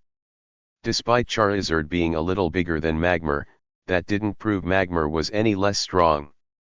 Magmar actually used this to its advantage as it suddenly dropped down and slid underneath Charizard's legs, surprising the fire dragon. Magmar then appeared behind Charizard and hopped onto its back. Charizard turned in surprise at the Pokemon, and Blaine made his move. Use Fire Blast, Magmar, Blaine smirked. Magmar took a deep breath and blew a massive fire attack from its mouth. Charizard was hit at point-blank range and roared in pain despite the attack not being very effective. Magmar jumped off Charizard's back while Charizard clawed at its face in pain. Fire Blast to its face really hurt. Use Fire Punch again, Magmar. Blaine smiled. Magmar charged up its fist before running forward and striking Charizard right in the stomach with no interference this time. Charizard gave another gasp of pain before doubling over and holding its stomach, panting. Blaine wasn't kidding when he said Magmar would be hard to take down. Even Charizard is having a tough time with it, Ash thought. Charla frowned in disapproval that its boyfriend was being beaten this badly. It began to roar encouragingly at Charizard to give it support. Charizard heard Charla's roars and stood back up to face Magmar and shook its head for good measure. Great way to shake it off, Charizard. Use Wing Attack. Ash shouted. Charizard took flight and began to fly full speed at Magmar with its wings outstretched. It then flew into Magmar and slashed at with its wings. Magmar was knocked to the side by the attack but used that opportunity to hop onto Charizard's back again. Charizard turned to Magmar and began frantically shaking itself in midair in an effort to get Magmar off. Use Flamethrower, Magmar. Blaine commanded. Realizing it needed to get Magmar off of it quickly before it suffered another fire attack to its face, Charizard reached back its arms and grabbed Magmar before hurling it back towards the ground as hard as it could. As Magmar was falling, it still managed to shoot the flamethrower from its mouth. The flames traveled through the air and managed to hit Charizard in its midsection. At least it wasn't at point-blank range and in its face again, though. Magmar then crashed into the ground on its back. It then got back up on its feet and stared defiantly at Charizard, who stared right back. Use Fly, Charizard. Ash yelled. Charizard gave a mighty roar before dive-bombing Magmar, who just stood there. Ash couldn't understand why Blaine wasn't issuing a command. By now Charizard was too close to where Magmar would be able to dodge Fly in time. Any fire attacks used Charizard could just fan out with its wings because of the speed at which it was going. It looked like it was going to be a direct hit, but what Magmar did next completely surprised the group. Use Psychic, Magmar, Blaine said. Psychic! Ash cried in alarm. To everyone's amazement, Magmar began to shoot powerful psychic waves from its body, completely catching Charizard off guard. It was blasted by the powerful attack, and thrown backwards out of the air onto the ground where it skidded several yards before stopping. A Magmar can learn Psychic? Misty asked in amazement. They can, actually, Brock answered. It isn't very common, and it's not as powerful as a Psychic-type Pokemon's attack, but still good for catching an opponent off guard like that. Can you stand, Charizard? Ash asked in worry. Charizard gave soft roar to affirm its will to still fight and stood back up.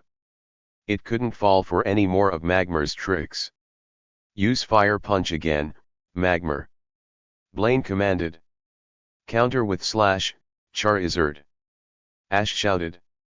He wasn't planning on letting Magmar get the upper hand again.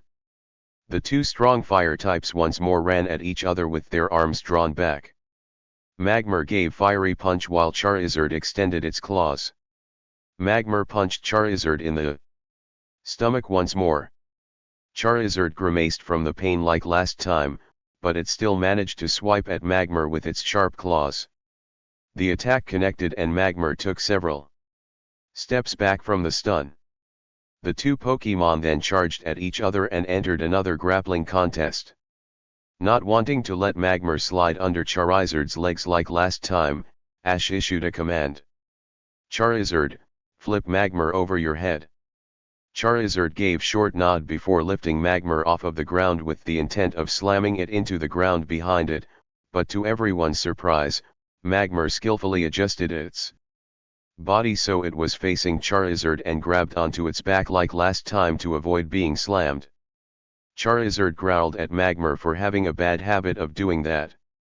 You know what to do, Magmar, let's finish this match, Blaine told it.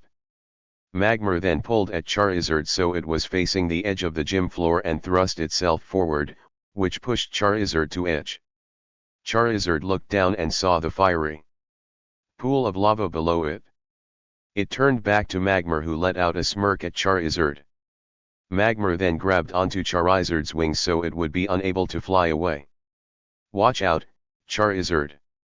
Ash yelled in worry.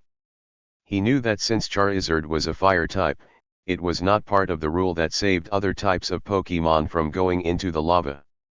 That didn't mean that it wouldn't still be very painful for the fire-breathing dragon. Charizard began to struggle against Magmar's attempts to push Charizard over the edge.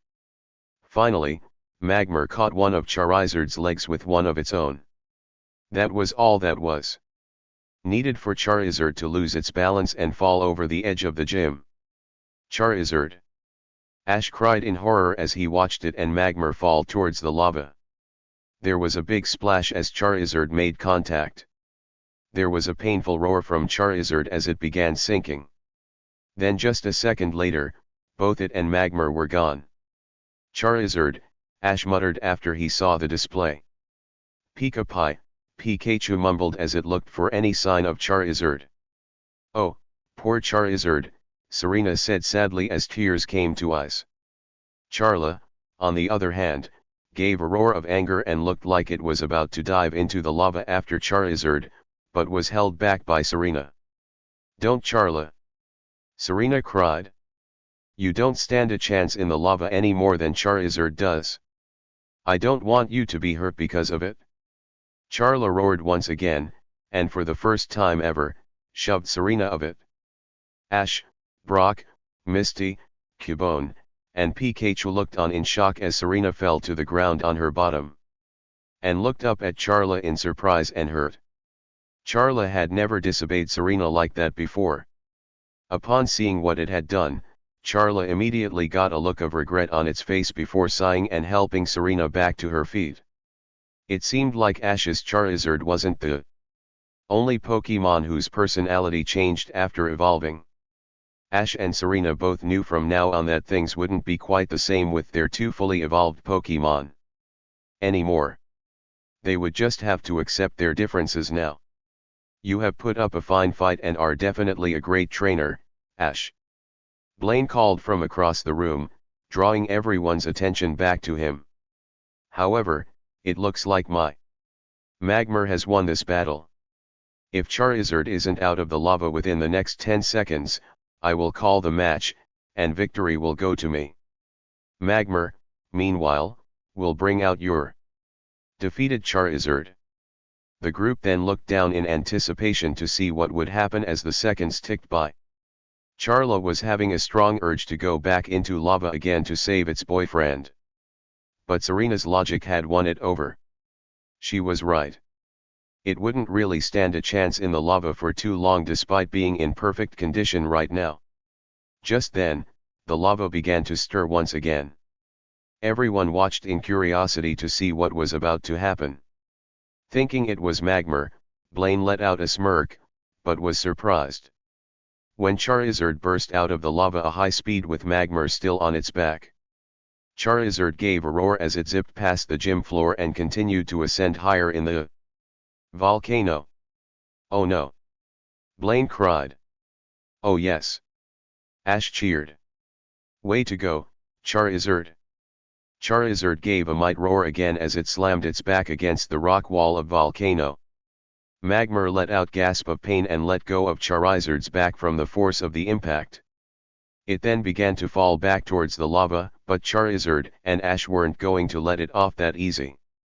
Use fly, Charizard! Ash yelled. Charizard dove after magma until it was at an even level before slamming into it in midair. Magma yelled out in pain as Charizard grabbed on it from the front this time and began zipping around the large room in circles. I don't understand how Charizard was able to withstand that lava. That was amazing. Misty commented as Charizard continued to fly around the room. Magma, meanwhile, was becoming extremely dizzy. It wanted to let go of Charizard for once, but the fire dragon held firm. It wasn't going to give Magma any chance for a counterattack to what it was about to do. Ash, as if reading Charizard's mind, gave his next command. Use seismic toss, Charizard. Charizard gave another roar as it began to fly as high as it could in the volcano. Considering how large it was, this was still a considerable distance. Once Charizard got as high as it could, it dove downward at breakneck speed, taking magma with it. Then Charizard let go of magma with one of its hands and hurled it as hard as it could back towards the lava. Magma shot through the air as it let out a cry before striking the lava extremely hard. It almost looked like there was bright flash once magma made contact with the lava. Due to hitting it at such high speed.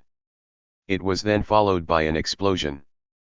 Thankfully, it didn't reach the group above due to the magma pool being far below. Charizard landed back on the gym floor and awaited to see if magma would resurface. That attack looked like it had done a lot of damage. Everyone awaited anxiously to see the outcome. About 5 seconds later, magma jumped out of the lava before landing back on the gym floor in a battle stance. Blaine let out a triumphant smile while the rest of the group gasped. How was magma still able to fight after taking such a powerful blow? That was unbelievable. Here magma was, however, looking no worse for the wear. It almost seemed to have a smirk on its face as if asking what now? To Charizard. The fire lizard glared back, however. It would finish this fight to the end. Ash and Blaine were about to issue commands but didn't have to. Magma's legs suddenly gave way, and it collapsed onto the gym floor with swirly eyes. It didn't get back up. Ma'ajmar, it choked out. For a while, no one said anything. They just stood there in utter shock. Then Ash's face broke out into a huge grin. Alright! He shouted in pure delight. Pikachu! Pikachu cheered as it leaped into the air. You did it! Serena cried happily as she ran forward and crashed into Ash with a big hug, almost knocking him over. Misty, Brock, and Cubone soon followed to congratulate him. As well. Well, my Pokemon and I did it, Ash replied with a blush while Serena was hugging him. He could get used to this after every win he did. Charla flew over to its boyfriend and wrapped it up in a hug, as well, for its great victory. Charizard gave a roar of approval at the affectionate gesture before shooting out continuous flamethrowers as a show of its strength. It conquered its first opponent as a Charizard and was feeling very pleased with itself. That was very well done, Ash. Blaine said with a bow. He then walked over to Ash. You are definitely a skilled Pokemon trainer. There aren't too many Pokemon out there that Can beat Magmar. Thanks a lot, Blaine. Ash replied before saying, I just have one thing to say after this victory. What's that? Blaine asked. Can we please leave the volcano now? This heat is getting to me, Ash replied with a sheepish look and rubbed the back of his head. Everyone else fell over at that comment. The group was now standing outside of the mountain path they used to enter the volcano. Charizard had since returned to its Pokeball.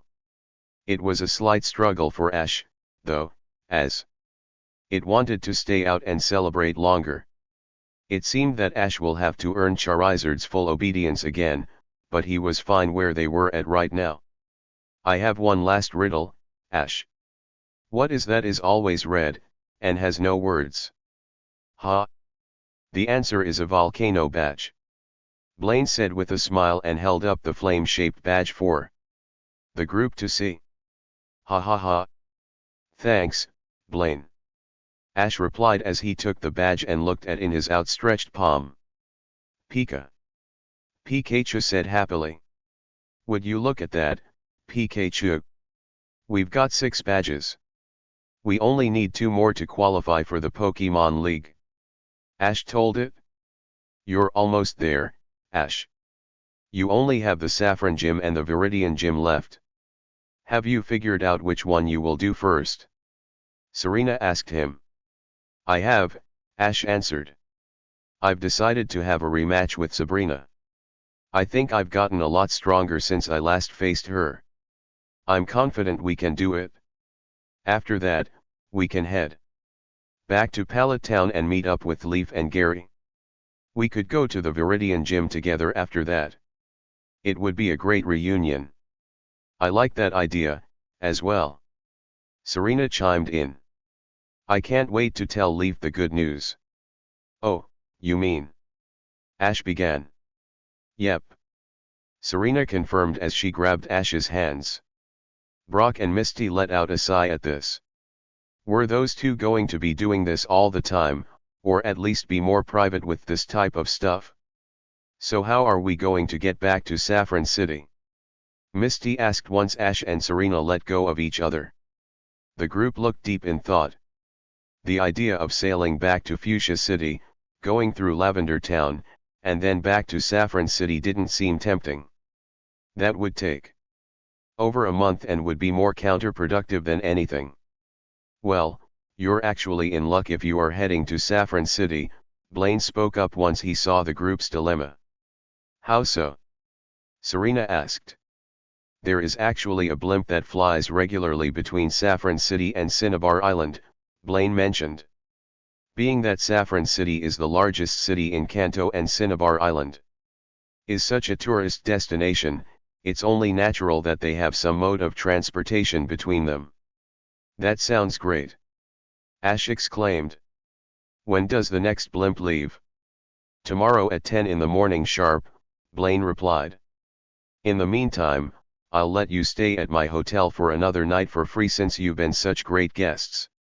I haven't had a group as promising as you for in a while. Thanks a lot, Blaine. Ash smiled. He then looked towards the rest of the group.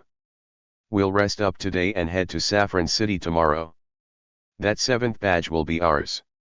Hold on, Ash, Misty interrupted.